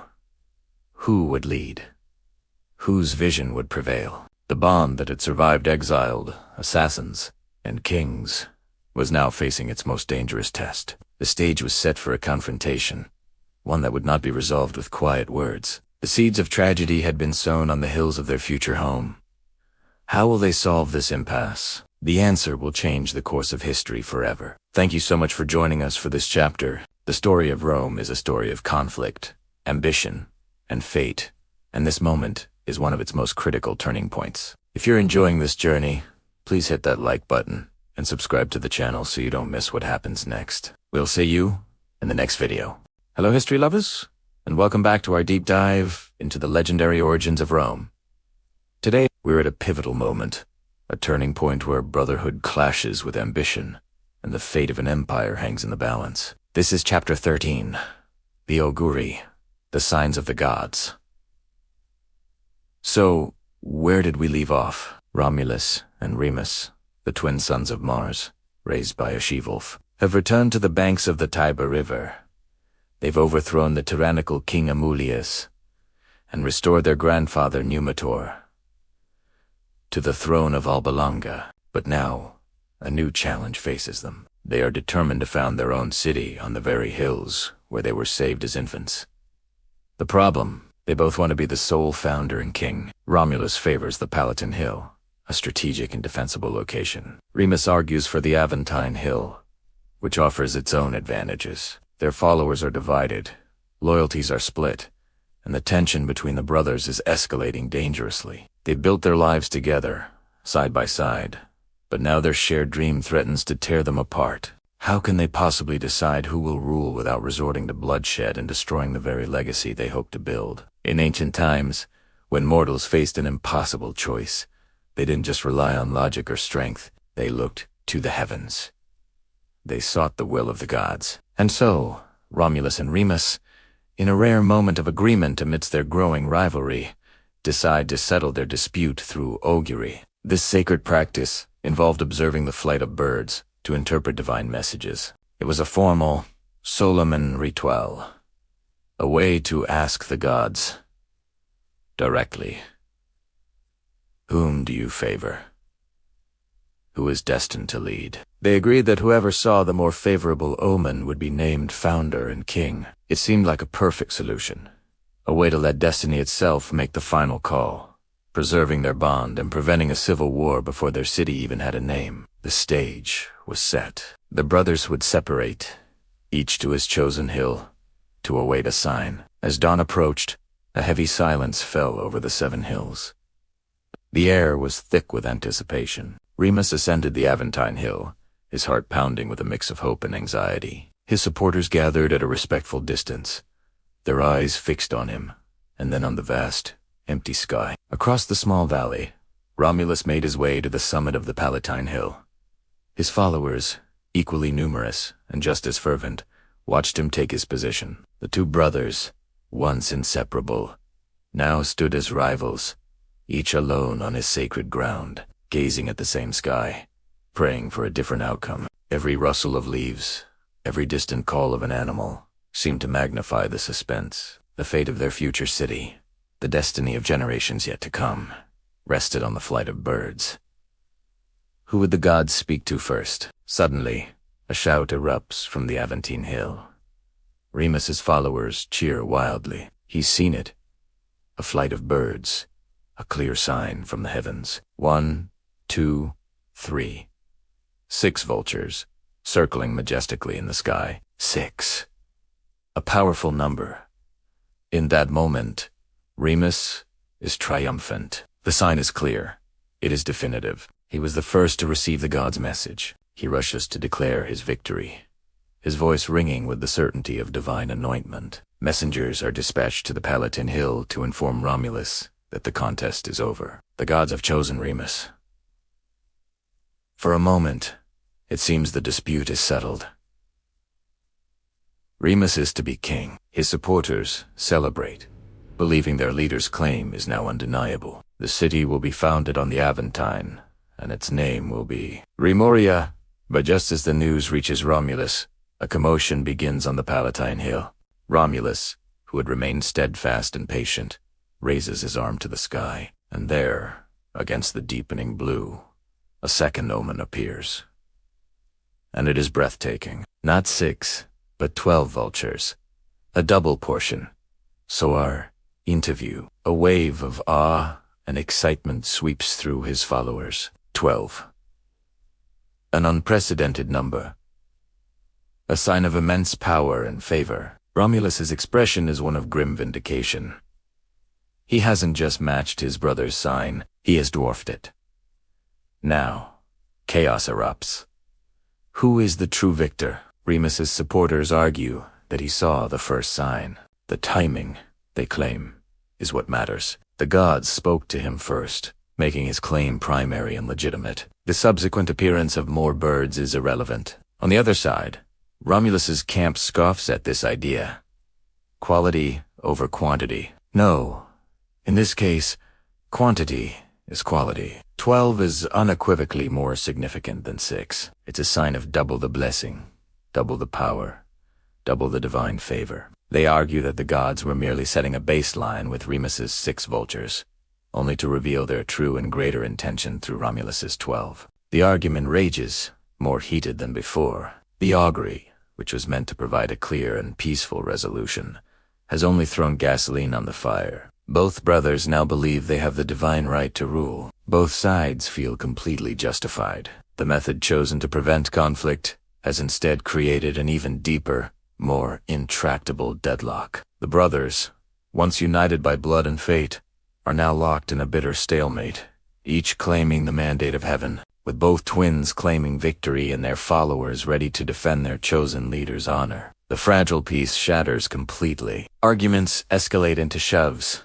and shoves into open brawls. The dream of a united city founded in brotherhood is dying. Instead, the fields between the Palatine and Aventine hills become a battleground, and in the midst of this chaos, the unthinkable happens. The accounts from ancient historians vary on the exact details, but they all converge on a single, tragic point. According to one version, in a fit of rage and mockery, Remus jumps over the half-built, rudimentary wall that Romulus had begun to erect around the Palatine Hill. This act, seemingly trivial, was a profound insult. It was a symbolic violation of the sanctity of the new city's defenses. Enraged by this sacrilege, Romulus strikes his brother down, shouting the fateful words, "So perish all who ever leap over my walls." In another, perhaps more chaotic version, the tragedy unfolds during the brawl between the two factions. In the confusion and the fighting, Remus is struck and killed, not necessarily by Romulus's own hand, but as a direct result of the conflict he had instigated. Regardless of the precise blow, the outcome is the same. Remus, the twin who shared his brother's miraculous infancy, is dead. The augury has ended, not in a kingship, but in the silence of the gods following the dueling omens now feels deafening, a chilling void that allowed human ambition and anger to curdle into tragedy. The first bloodshed for the future city of Rome is not that of an enemy, but of a brother. Romulus now stands alone, his victory sealed not by the flight of 12 vultures, but by the death of his twin. The weight of his actions descends upon Romulus. The celebration is over, replaced by a somber reality. He is the undisputed founder, the sole ruler. But at what cost? He has become a king through the murder of his own brother. Grief and guilt wash over him. He holds a magnificent funeral for Remus, trying to honor in death the brother he could not yield to in life. But the shadow of this act will loom over him and over his city forever. The founding of Rome is now stained with a brother's blood. This foundational myth This story of fratricide becomes embedded in the very DNA of Rome itself. It's a dark prophecy of the future, a warning that Rome's greatness will often be forged through internal conflict, civil war, and the willingness to sacrifice anything, even family, for power and for the state. Romulus, the first king of Rome, now begins the monumental task of building his city, but he builds it upon a foundation of both divine signs and a terrible crime. The city is named Rome after him, but the ghost of Remus will haunt its walls for eternity. Thank you so much for joining us on this dramatic and tragic chapter of Rome's origin story. The tale of Romulus and Remus is a powerful reminder of how ambition can corrupt even the strongest bonds. If you found this story compelling, please hit that like button and subscribe to our channel so you don't miss what happens next. We do love to hear your thoughts in the comments below. Who do you think was right?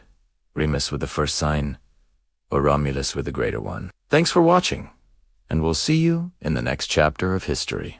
The air on the Palatine Hill felt different that day. It was charged, electric, humming with a power that was both ancient and entirely new. The sun, a brilliant gold, climbed higher in the sky, casting long shadows that seemed to dance with anticipation. For Romulus, this was the moment, the culmination of a divine sign, a brotherly quarrel, and a destiny he felt coursing through his very veins. He stood on the crest of the hill, gazing out at the 7 hills that surrounded him, the Tiber River snaking its silver path below. This wasn't just land, it was a canvas, and today he would paint the first stroke of a masterpiece that would outlast empires. He held a bronze plow, its blade sharpened to a keen edge, gleaming under the morning light. This wasn't just any tool. It was a sacred instrument, blessed by the priests, intended not just to cut the earth, but to inscribe a holy line between the civilized and the wild, the sacred and the profane. Yoked to the plow were a bull and a cow, both pure white, symbols of strength and fertility. The bull was on the outside of the line, the cow on the inside, a deliberate choice signifying that the city's strength would be projected outward to its enemies, while its ability to nurture and grow would be kept safe within. The crowd that had gathered was silent. Shepherds, farmers, and warriors, the first Romans, watched with a mixture of awe and reverence. They saw more than a man with a plow. They saw a founder, a king chosen by the gods. The augurs, who had read the flight of the vultures, stood nearby, their faces grim but certain. The omens had been clear. 12 vultures for Romulus. The gods had spoken. Romulus took a deep breath, the scent of damp earth and wild herbs filling his lungs. He gripped the handles of the plow, his knuckles white. With a sharp command to the oxen, he began. The blade bit into the rich soil, turning a deep furrow. This line was the asterisk, POMERIUM asterisk, the sacred boundary. It was not just a line in the dirt, it was a magical and religious barrier. Inside this line, the laws of the city would hold sway.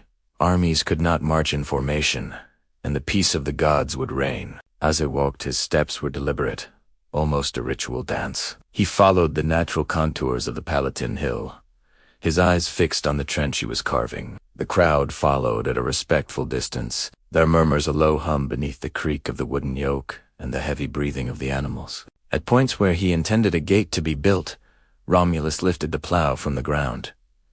These gaps were crucial. The city needed to breathe, to connect with the world outside, to allow people and goods to flow in and out. But by lifting the plow, he ensured that these entrances, while functional, were not part of the sacred, unbroken line of the asterisk, POMERIUM asterisk. They were profane spaces in an otherwise holy wall. He thought of his brother, Remus.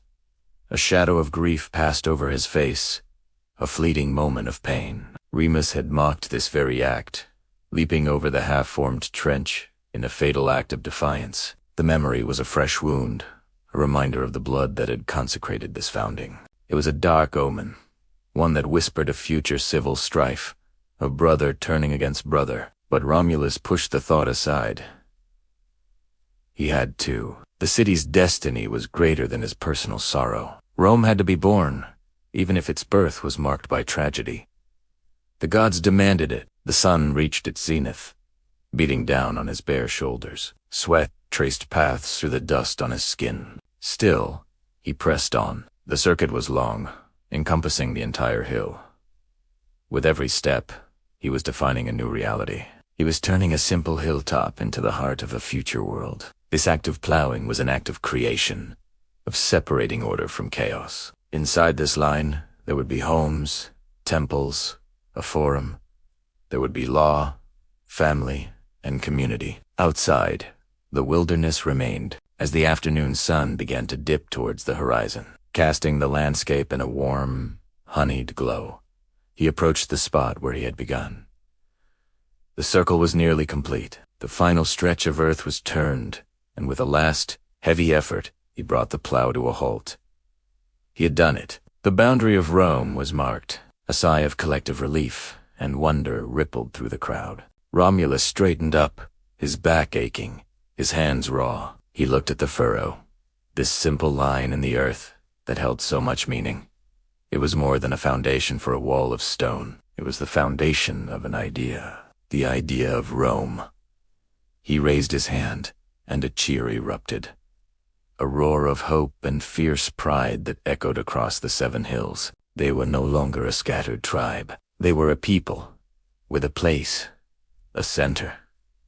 They were Romans. In the days that followed, the stones began to arrive. Men worked from dawn till dusk, their muscles straining as they lifted and set the heavy blocks into place. The trench Romulus had plowed became the foundation for a real, physical wall. It rose slowly but surely, a tangible expression of the sacred line. Every stone laid was an act of faith, a commitment to the future that Romulus had envisioned. They were building more than a defense.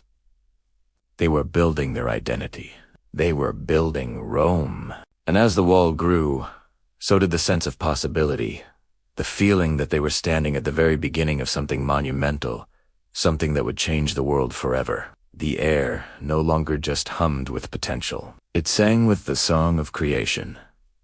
Thank you for watching. If you are captivated by the birth of Rome, make sure to like, subscribe, and hit the notification bell so you don't miss the next chapter in this epic story. See you next time. The 7 vultures that appeared to Remus.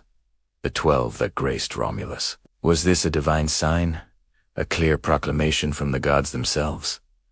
Romulus believed so. With the augury seemingly settled, he began his great work, marking the sacred boundary, the pomerium, for his future city. He hitched a bronze plowshare to a white bull and a white cow, and began to carve a furrow into the earth of the Palatine Hill. This was no ordinary ditch. It was the foundation of Rome, a line consecrated by ancient rites, a magical and religious barrier meant to protect all who would live within it. The soil was turned inward, forming a rudimentary ridge, a symbolic wall. This was the nascent heart of what would become an empire. As Romulus traced this sacred line, his heart likely swelled with pride and a sense of destiny. The gods had chosen him.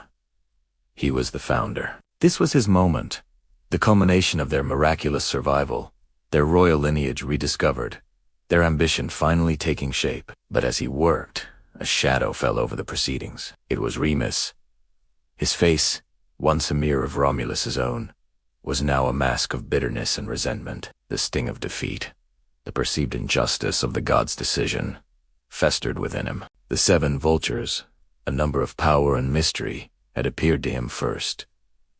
Shouldn't that have counted for something? Why had the gods favored his brother's greater number over his precedence? He watched Romulus, his brow furrowed with the solemnity of the task, and a scornful smile touched his lips. This pathetic little ditch, this mound of dirt his brother was so earnestly constructing, this was to be the mighty wall of his new city. The thought was laughable. All the grand pronouncements, the divine omens, leading to this. A wave of derision washed over Remus's envy. He had to show Romulus how absurd, how fragile this supposed sacred boundary truly was. It was a joke, and he would be the one to deliver the punchline. In a gesture of pure contempt, a fatal act of mockery, Remus took a few steps back, and then, with a light-hearted leap, he was over it. He landed on the other side of the furrow, a grin on his face, a challenge in his eyes. "Is this what will protect your city?" He may have taunted. His voice dripping with sarcasm. He stood there, on consecrated ground, having violated the most sacred law of the Foundation right. For a moment, the world seemed to stop. The workers paused, their tools held midair. The birds fell silent. Even the sun seemed to dim. The air grew thick with a tension that was more than just brotherly rivalry. It was a clash of destiny and sacrilege. For Romulus, this was not just a prank. It was not just an insult. It was a blasphemy of the highest order. Remus had not just jumped over a ditch. He had defiled the divine will, shattered the sacred pact between the gods and the new city. Had proben, in that single, arrogant leap that he did not respect the laws, human or divine, upon which Rome was to be built. A city whose walls could be so easily breached, even in jest, was doomed from the start. A city whose founder allowed such an act to go unpunished would have no authority, no future. A fire, hotter than any forge, erupted in Romulus's heart. It was the righteous fury of a king, a priest, and a brother betrayed. The love he had for the twin who had shared a shivolf estate with him was consumed in an instant by the cold, hard necessity of fate. This mockery could not stand. The gods demanded a price for such a violation. An example had to be made, a terrible and permanent one. The law of the city, its very first law, must be sealed in blood to prove its absolute power. In that terrible, world-altering moment, Romulus acted. Whether he grabbed a spade, a rock, or the sword he carried at his side, the accounts differ, but the outcome is always the same. He struck his brother. The flash of anger was swift, the blow decisive. Remus fell, the mocking smile frozen on his face, his blood soaking into the very earth he had just as. The first blood spilled in Rome was not that of an enemy, but of a brother. The city was founded on a fratricide. Romulus stood over the body of his twin, the weapon still in his hand. The silence was absolute, broken only by the gasp of the onlookers. The tragedy of the act hung heavy in the air. This was the price of Rome. This was the cost of his ambition, of his destiny. He had built his wall, and he had shown the world, and the gods, what would happen to any who dared to cross it uninvited. As he looked down at Remus, the historian Livy puts grim words in his mouth, a declaration that would echo through the centuries. So shall it be for all who hereafter leap over my walls. The city was founded, but a permanent shadow was cast upon it. The joy of creation was forever tainted by the sorrow of loss. Romulus was now alone, the sole founder, the first king, but at what cost? He had gained a city, but lost the other half of his soul. He now had to rule a people whose very foundation was a story of brother killing brother. This act of violence, born from a mix of divine will, human ambition, and a fatal moment of mockery, became the dark heart of the Roman legend. It was a story they would tell themselves for 1,000 years, a reminder that their greatness was built on a terrible sacrifice. That order was born from chaos, and that even the most sacred bonds could be broken in the pursuit of destiny. The death of Remus was not just a murder. It was a foundational ritual. It purified the city, establishing the inviolable sanctity of its walls and the absolute authority of its ruler. Romulus, now the unchallenged leader, could proceed with the building of his city. He named it Roma, after himself, forever cementing his legacy. He organized his new society, creating the Senate from the city's elders and dividing the people into classes. He established laws and religious customs, shaping the very character of the Roman people. But the ghost of his brother would never be far. Some legends say Romulus was consumed by guilt and remorse, that he mourned Remus deeply for the rest of his days, establishing rites and memorials in his honor. He had to live with the knowledge that the empire he was building rested on the blood of the one person who had been with him since birth. This founding myth, this story of the twins, served as a constant and complex moral lesson for the Romans. It was a tale of ambition, divine favor, rivalry, and the terrible sacrifices sometimes required to create something new and lasting. It explored the eternal conflict between personal ties and public duty, between affection and the law. And so the story of Romulus and Remus, which began with a miraculous rescue by a wolf, ends in a tragedy that would define the character of Rome itself. Fierce, ambitious, lawful, and forever marked by the blood of a brother. Thank you for watching. If you found this story as fascinating as we do, please like, subscribe, and join us for our next journey into the myths and histories that shaped our world. Hello and welcome back to our series on the history of Rome. Today, we're diving into a story so foundational, so chilling, it echoes through the 7 hills and across millennia. It's the story of 2 brothers, a single city, and a line drawn in the dirt that would forever be stained with blood. This is the tale of Romulus and Remus. Imagine the scene. 2 twin brothers, nursed by a shivolf, destined for greatness. They've returned to the land of their birth, ready to build a city that would one day rule the world. But a question hung in the air, a question that would tear them apart. Who would be king? Romulus chose the Palatine Hill. Remus, the event. They turned to the gods for a sign, a practice known as augury. Remus was the first to see us in 6 vultures circling overhead. His heart soared. Surely, this was it. But then, a moment later, Romulus saw a sight even more profound. 12 vultures.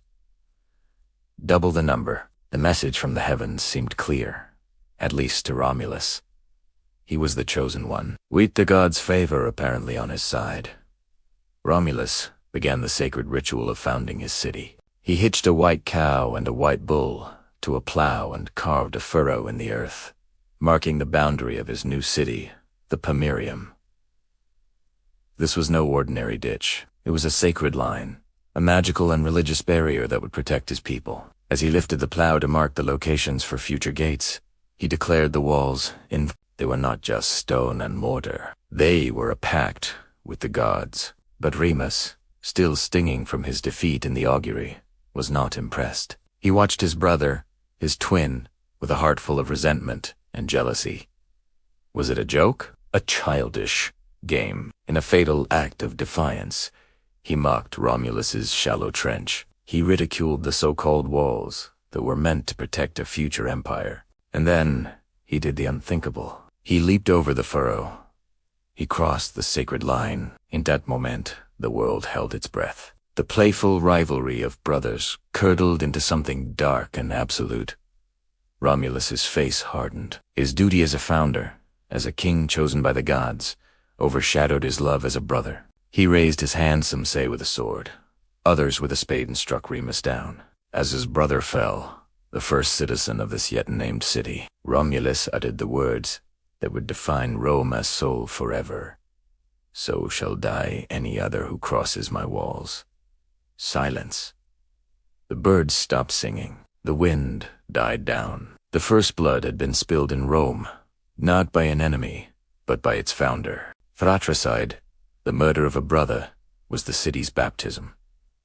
This single act of violence set a brutal precedent. It declared to the world that the security of Rome, the sanctity of its laws and its borders, was absolute. It was more important than friendship, more important than family, more important than life itself. The state was supreme. This story, whether you believe it is literal history or a powerful myth, tells us everything we need to know about the Roman mindset. It's a story of ambition so fierce it consumes even the most sacred bonds. It's a story of sacrifice, where the needs of the collective, the asterisk, res publica, demand the ultimate price from the individual. This wasn't just a squabble between brothers. It was the symbolic birth of Roman law and order. The message was clear. Break the law, challenge the state, and you will pay with your life. There would be no exceptions. The city, now christened Rome after its founder and first king, was born from this tragic paradox. It was a place of divine destiny and mortal violence, of sacred duty and unspeakable sin. Romulus, the first king, was also Rome's first murderer. He would go on to populate his city, to create its first legions and its first senate. He would reign for decades, a legendary figure who laid the groundwork for an empire. But the shadow of his brother would always linger. The ghost of Remus haunts Roman history. You see it in the brutal civil wars, where Roman generals turned their legions against each other, spilling Roman blood on Roman soil. You see it in the political assassinations, the proscriptions, the relentless, bloody pursuit of power that defines so much of the Republic and the Empire. The question was always there. What price is too high for glory, For Rome, the story of its founding provided the answer. No price was too high. This founding myth became Rome's source of strength and its fatal flaw. It gave Romans an unshakable belief in their destiny and a ruthless pragmatism in achieving it. They saw themselves as Romulus's heirs, willing to do whatever it took to protect and expand their city. The concept of crossing the wall became a powerful metaphor for any act of treason or rebellion. From the Gracchi brothers to Julius Caesar crossing the Rubicon, the echoes of Remus's fatal leap resonated through the centuries. So, as we continue to explore the rise of Rome, remember this moment. Remember the furrow in the earth, the mocking laugh, and the chilling declaration. Everything that follows conquests, the triumphs, the betrayals, the magnificent and terrifying history of the Roman Empire, all of it began right here, with one brother killing another over a line in the dirt. It's a stark reminder that empires are not built on dreams alone, but are often founded on blood and forged in sacrifice. The story of Rome is the story of humanity at its most glorious and its most terrible, and it all started with a single, brutal choice on the Palatine Hill. Thank you so much for joining me on this journey into Rome's dark and powerful origin story. If you found this fascinating, please hit that like button and subscribe to the channel for more deep dives into history. Let me know in the comments what you think about this foundational myth. Was Romulus justified, or was this the original sin that would eventually lead to Rome's downfall? I look forward to reading your thoughts. Until next time, stay curious. The dawn breaks over the Palatine Hill, painting the sky in hues of purple and gold. A lone figure stands atop the freshly turned earth, his gaze fixed on the horizon. This is Romulus, son of Mars, survivor of the Tiber, and now the founder of a city destined for eternity. With a heart full of hope and a mind sharp with purpose, he lifts his hands to the heavens. He calls upon his father, Mars, the mighty god of war, and upon Jupiter, the king of all gods. He calls upon Vesta, guardian of the hearth, and all the divine spirits of this sacred land. He dedicates this fledgling city to them, seeking their blessing, their protection, their favor. This city will not be just a collection of huts. It will be a testament to divine will, a fortress of piety and strength. The work begins in earnest. The air, once filled only with birdsong, now rings with the sounds of construction. Stones are hewn from the nearby quarries, their rough edges smoothed by determined hands. Men, drawn by the promise of a new beginning, work shoulder to shoulder. They are shepherds, farmers, and warriors, all united by a common dream. Under Romulus's watchful eye, they lay the foundation. The first course of stones is set into the earth, marking the sacred boundary. This is more than just a line on the ground. It is a magical and religious barrier, separating the city, the herbs, from the world outside. Within this line, civilization will flourish. Outside, chaos remains. Romulus himself takes up the plow, yoking a white cow and a white bull, and carves the furrow that will define the city's perimeter. Where a gate is planned, he lifts the plow, leaving an unplowed space for passage. This is not just manual labor. It is a sacred rite, an act of creation that mirrors the divine. The walls begin to rise, stone by heavy stone. They are not yet the mighty ramparts that will one day encircle an empire, but they are strong, built with sweat and devotion.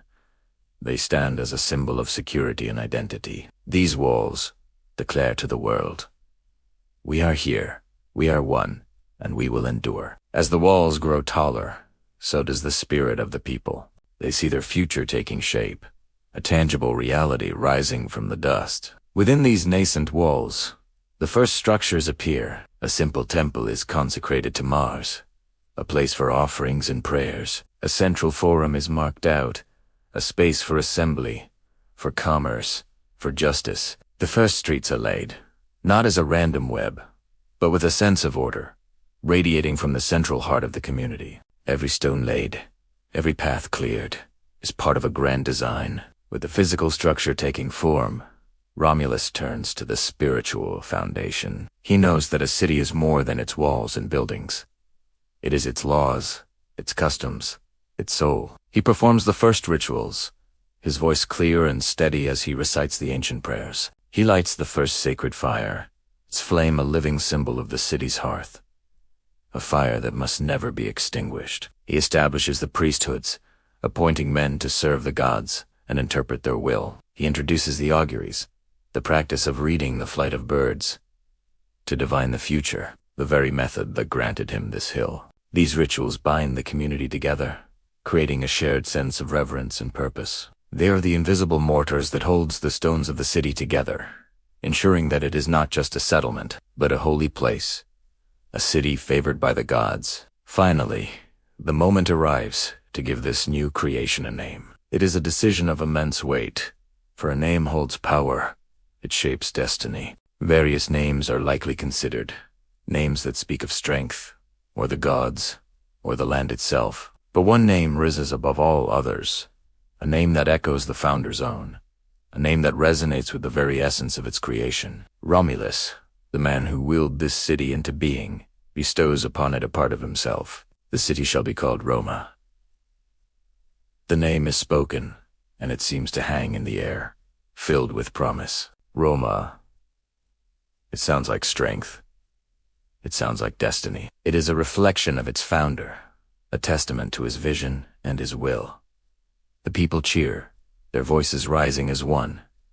Roma, Roma. The sound echoes across the 7 hills, a powerful cry that announces to the world the birth of a city, the dawn of an empire. And so, on that fateful day, Rome was born. It was not yet a city of marble, but of wood, earth, and stone. It was not yet the capital of the world, but a small settlement on a single hill. But it had something more valuable than wealth or power. It had a divine mandate, a strong leader, and a people united by a powerful dream. Itat aname Roma. From these humble beginnings, from this single point on the Palatine Hill, a legacy was forged. The rituals performed by Romulus would be repeated for 1,000 years. The walls he built were the first of many, each one stronger than the last. The name he chose would become synonymous with power, law, and civilization itself. The birth of Rome was more than just a historical event. It was the start of a story that would shape the course of human history, a story that began right here, with one man, one hill, and one powerful, echoing name. This city, born from a fratricide and dedicated to the god of war, carried conflict in its very DNA. But it also carried the seeds of greatness. The story of Romulus and the founding of Rome is a powerful reminder that from acts of violence and ambition, order and civilization can arise. It's a complex and often brutal tale, but it's the story of our past, the foundation upon which so much of the Western world was built. The spirit of those first settlers, their determination to carve a new world from the wilderness, is a spirit that has been echoed throughout history. It is the spirit of pioneers, of builders, of all who dare to dream of something greater. The city of Rome stands today as a living museum, a place where you can walk the same ground as Romulus, where the past is not just remembered, but felt. It is a city that continues to inspire, to adoi, and to remind us of the incredible, enduring power of a single, bold idea. Thank you for joining us on this journey back to the very beginning. If you're fascinated by the rise of civilizations, be sure to subscribe and hit that notification bell, because we have many more stories to tell. Until next time, keep exploring the past. Welcome back to our series on the legends of Rome. In our last chapter, the twin brothers Romulus and Remus founded a city on the Palatine Hill.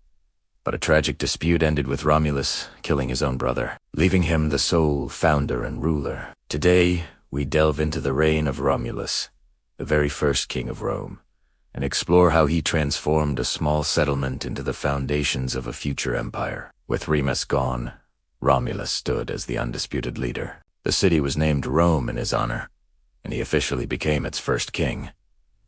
But a city is more than just walls and a name. It needs people, structure, and laws. Romulus knew this, and his first actions as king were bold and pragmatic, aimed at building a strong and populous state from the ground up. His immediate priority was military strength.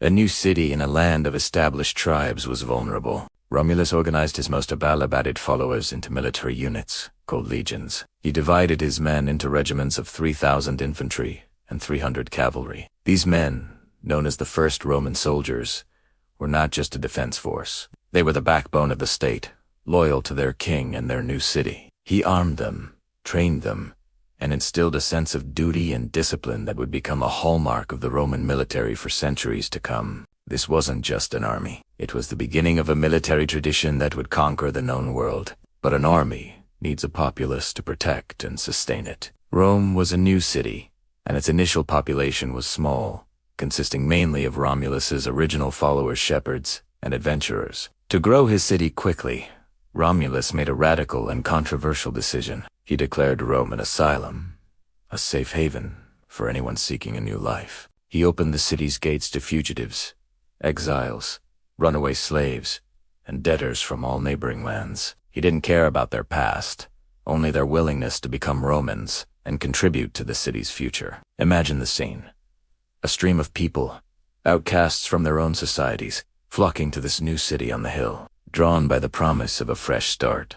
This policy, while viewed with suspicion and scorn by the established cities of Latium, was a stroke of genius. It rapidly swelled Rome's population, filling the city with strong, ambitious individuals who had everything to gain by being loyal to their new home. They were a diverse and rugged group, but they shared a common bond. They were all Romans now, united under the rule of Romulus. This influx of people brought new skills, new energy, and the sheer numbers needed to build, farm, and defend the city. With a growing population and a standing army, Romulus next turned his attention to governance. He understood that raw power and numbers were not enough. He needed a system of laws and a stable political structure to prevent chaos. He sought to create a society where order and justice prevailed. He established a set of fundamental laws for the citizens, providing a framework for their daily lives and interactions. One of his most significant political innovations was the creation of the Senate. Romulus selected 100 of the most noble and respected men from the original families of Rome to serve as a council of elders. These men were called patres, or fathers, and their descendants would become the patrician class, the aristocracy of Rome. The Senate's role was to advise the king, debate matters of state, and act as guardians of Roman tradition. This institution was a cornerstone of Roman governance, and though its power would ebb and flow over the centuries, the Senate would endure for over 1,000 years, long after the last king had gone. By creating the Senate, Romulus did something very clever. He shared a degree of power, giving the leading men a stake in the success of the city. It wasn't a democracy, as Romulus retained ultimate authority, but it established a precedent for collective governance and civic participation. He also created another class of officials, known as lictors. These were his personal attendants and bodyguards, who carried the fasces, a bundle of rods with an axe, in the middle which symbolized the king's power to enforce the law and punish wrongdoing. The sight of the lictors preceding the king was a constant reminder to the people of the power and authority of the state. Romulus also organized the general populace. He divided the people into 30 groups called curae. These divisions were based on kinship and locality, and they served both civic and military purposes. Each curia had its own meeting place, religious rites, and festivals. When important decisions needed to be made, the people would assemble in their curae to vote, forming an assembly known as the comitia. This assembly could approve or reject laws proposed by the king and had the power to ratify the king's election. Again, this gave the common people a voice, however limited, in their own governance, fostering a sense of belonging and collective identity. So, let's recap the structure Romulus built. At the top was the king, with supreme military, executive, and judicial power. Advising him was the Senate, composed of the city's elders and nobles, and representing the people was the assembly of the curae. This three-part system, king, Senate, and people became the fundamental blueprint for the Roman Republic that would later replace the monarchy. Romulus's vision was taking shape. He wasn't just building a city. He was forging a people. Through military organization, he created strength. By welcoming exiles, he created numbers and diversity. And through laws, the Senate, and popular assemblies, he created a stable and organized society. He was building a state that was powerful, inclusive, and ordered. The ragged group of shepherds and runaways was beginning to look like a real nation, with a shared identity, a functioning government, and a powerful army. But one critical element was still missing, a problem that threatened the very future of his new city. While Rome was full of able-bodied men, there were very few women. Without women, there could be no families, no children, no future generations of Romans. The city, for all its strength and ambition, was doomed to die out with its first generation. How Romulus chose to solve this problem is one of the most famous and controversial tales in Roman history, a story of desperation,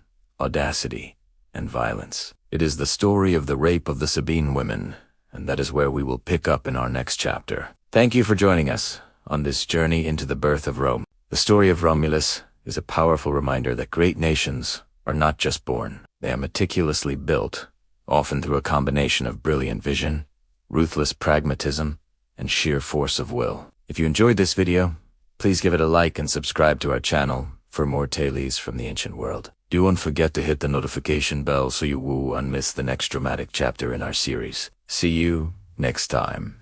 Hello everyone, and welcome back to our deep dive into the legendary history of Rome. Today, we arrive at a pivotal, enigmatic moment. The disappearance of Romulus, the city's founder and first king. This is a story shrouded in mystery, a blend of historical whispers and divine myth that has captivated people for millennia. What really happened to the man who was raised by a wolf and built an empire? Was it a divine ascension, a political assassination, or something else entirely? Let's unravel the threads of this ancient mystery together. For nearly 4 decades, Romulus had ruled Rome. He had transformed a small settlement on the Palatine Hill into a formidable military power. He established the Senate, created the first Roman legions, and expanded the city's territory. He was a warrior king, a lawgiver, and a figure of immense authority. But his rule wasn't without controversy. He was an autocrat, a king who held absolute power, and his relationship with the original senators, the patas, had grown increasingly strained over the years. They felt their influence waning as Romulus centralized more and more power in his own hands. This growing tension is a crucial piece of the puzzle we're about to assemble. The fateful day arrived, as the ancient historians tell us.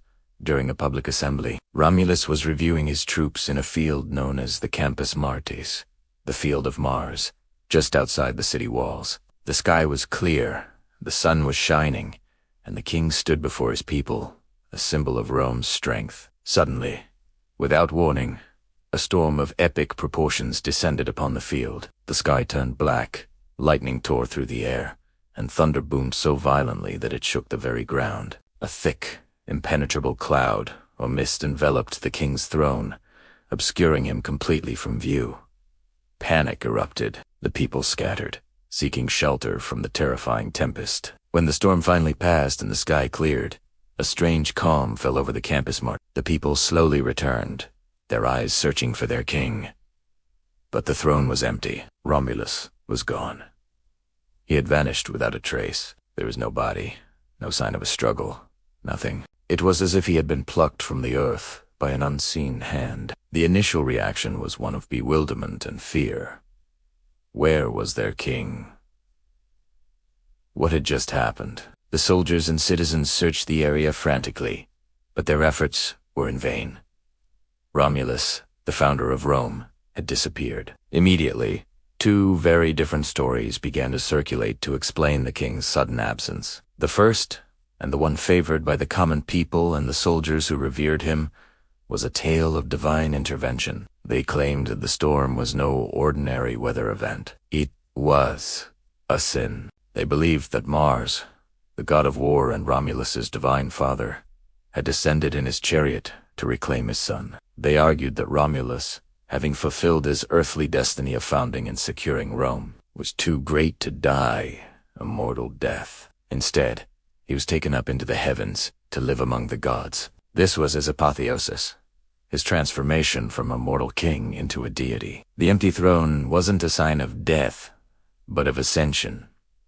This version of the story was powerful and comforting. It provided a sense of continuity and divine favor for the city. Their founder was now one of the gods, watching over them from above. This narrative was cemented, according to the legend, by the testimony of a respected nobleman named Proclus Julius. As the story goes, Proclus was traveling on the road to Rome when Romulus suddenly appeared before him in a radiant, more than human form. The apparition told Proclus to go to the Roman people and tell them that it was the will of the heavens that Rome become the capital of the world. He instructed them to cultivate their military strength, for no human power could ever resist the arms of Rome. And then he declared that he was now the god Quirinus, and that he would forever be the city's protector. With that message delivered, he ascended back into the sky. Proclus Julius's account was incredibly influential. Given his high standing in the community, his words carried great weight. The people, desperate for an explanation and wanting to believe in their king's greatness,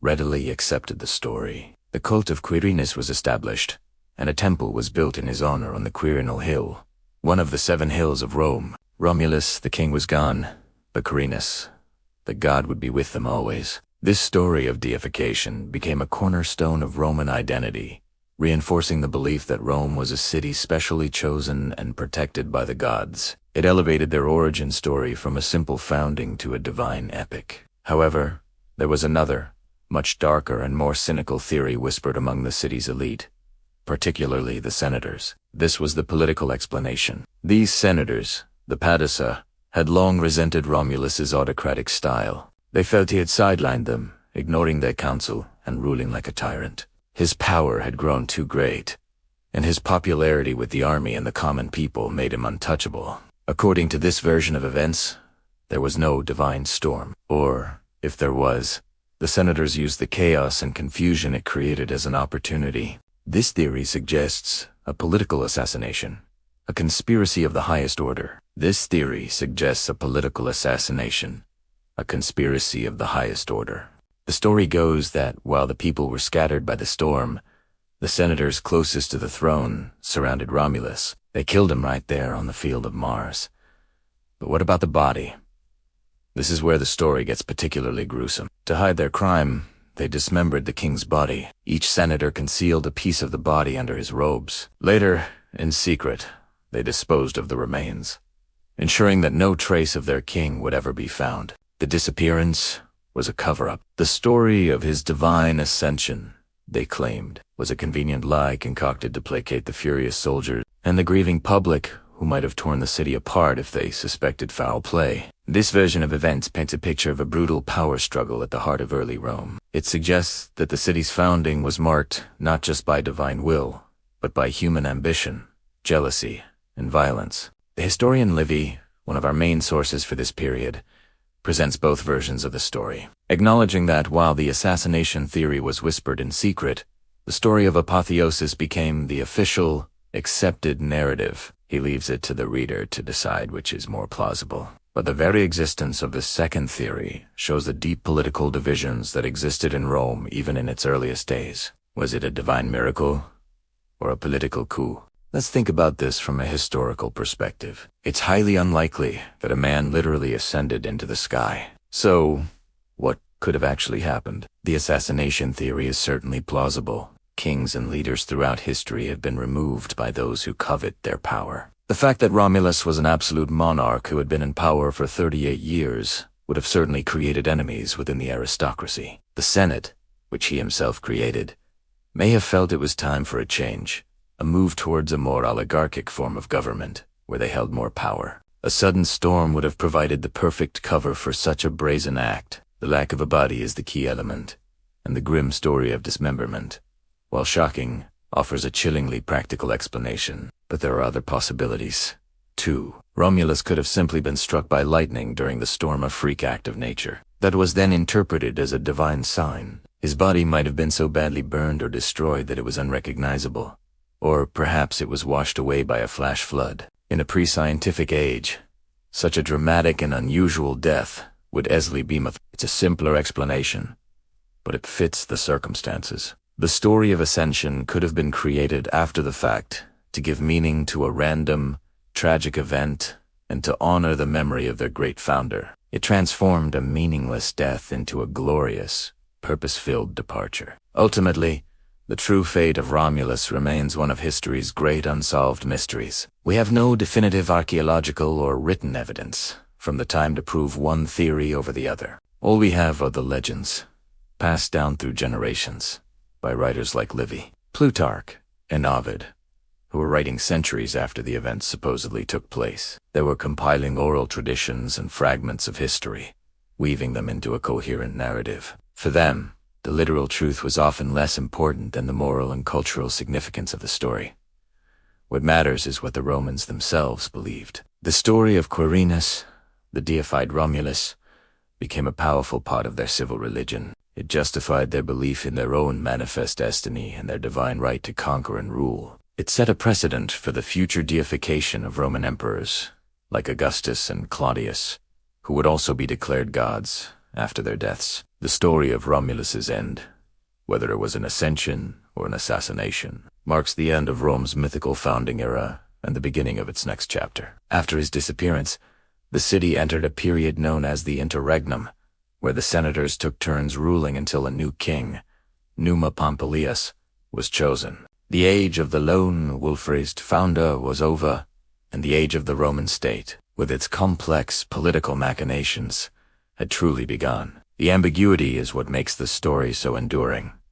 It allows for both faith and cynicism. You can choose to see it as the triumphant culmination of a hero's life, a founder so great that the gods themselves welcomed him home. Or you can see it as a cautionary tale about the dangers of absolute power and the ruthlessness of political ambition. Perhaps the truth, as is often the case, lies somewhere in the middle. Maybe Romulus was killed, and the story of his ascension was a politically brilliant move to prevent civil war and unite the city in a shared, uplifting myth. The lie, if it was one, served a greater purpose. Thank you so much for joining me on this journey into one of ancient Rome's most fascinating mysteries. The story of Romulus's disappearance is a perfect example of how history and myth intertwine, creating a narrative that is larger than life. What do you think happened to him? Let me know your theories in the comments below. Don't forget to like this video, subscribe to the channel, and hit that notification bell so you won't miss our next chapter in the epic story of Rome. Thanks for watching, and see you next time. And so, we arrive at the end of our tale, but not the end of the story. The legacy of the twin kings, Romulus and Remus, is not merely etched in ancient stone or penned in fading scrolls. It is a living, breathing essence, woven into the very fabric of Rome itself. Theirs is a story of brotherhood, a bond forged in the wild, nurtured by a shivolf, and tested by the gods. But it is also a story of ambition, a burning desire to create something eternal, something greater than themselves. And ultimately, it is a story of fate, of a destiny so powerful it demanded the ultimate sacrifice.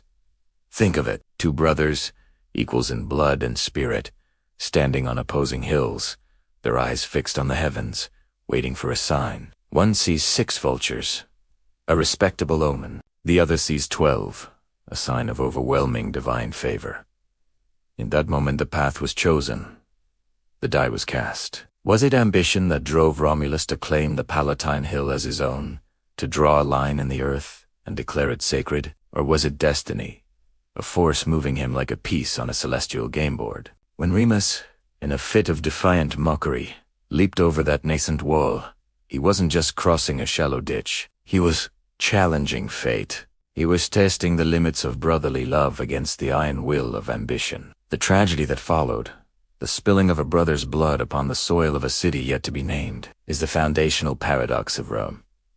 Creation born from destruction, order born from chaos, an empire's glorious dawn painted with the dark hues of fratricide. This conflict, this primal tension between love and rivalry, is the ghost that has haunted Rome for millennia. You can feel it as you walk the cobbled streets of the Forum, where senators once debated the fate of the world. You can sense it in the shadow of the Colosseum, a place of both magnificent spectacle and brutal finality. Rome is a city of breathtaking beauty and heartbreaking ruins, of divine art and human depravity. It is a testament to what we can build and a solemn reminder of what we can destroy. The spirit of the twins is everywhere. The drive of Romulus, the builder, the lawgiver, the king who forged a disparate band of outcasts into a nation, echoes in every aqueduct, every triumphant arch, every road that stretches to the far corners of the world. His ambition gave Rome its structure, its power, its relentless will to expand and to conquer. He is the order,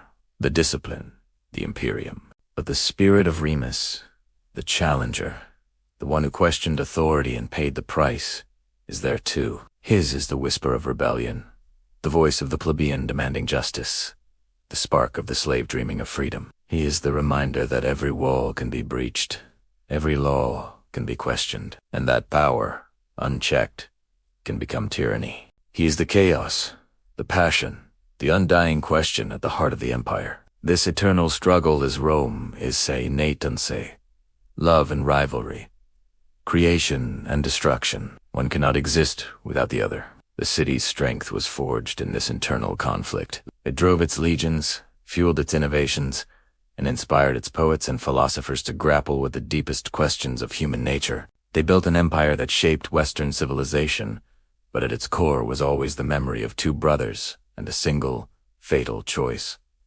The story is not just history, it's a mirror. We see ourselves in their struggle. In our own lives, we are torn between the desire to build and the impulse to defy, between loyalty and personal ambition. The story of Romulus and Remus teaches us that the foundations of even the greatest achievements are often laid with imperfect, sometimes tragic, beginnings. It reminds us that progress is not a clean, straight line, but a messy, complicated, and often painful process. As centuries turned into millennia, the empire rose, reached its zenith, and eventually fell. Its legions crumbled, its borders receded, and its golden eagles were lost to time. But the legacy of the twins, their story, endured. It became a myth, a legend, a cautionary tale whispered from one generation to the next. It's a story that tells us that even from the most violent and sorrowful of origins, something magnificent and enduring can arise. The city they founded became a beacon, a symbol of power, culture, and law for the entire world. It gave us language, government, architecture, and a model for what a society could achieve. And yet, it was all built on a fault line, a crack in its very foundation that represented the unresolved conflict between two brothers. Perhaps that is the ultimate lesson, that greatness is not about perfection, but about the ability to endure, to thrive, and to create meaning in the face of our own internal contradictions. Their tale is a timeless human drama, played out on the grandest of stages. It's about the promises we make and the ones we break. It's about the bonds that unite us and the ambitions that tear us apart. It's the story of how a city and an idea was born. An idea so powerful it would outlive its creators, outlast its own empire, and continue to fascinate and inspire us to this very day. From the blood of brothers, the eternal city rose, and Rome, like destiny itself, would never sleep.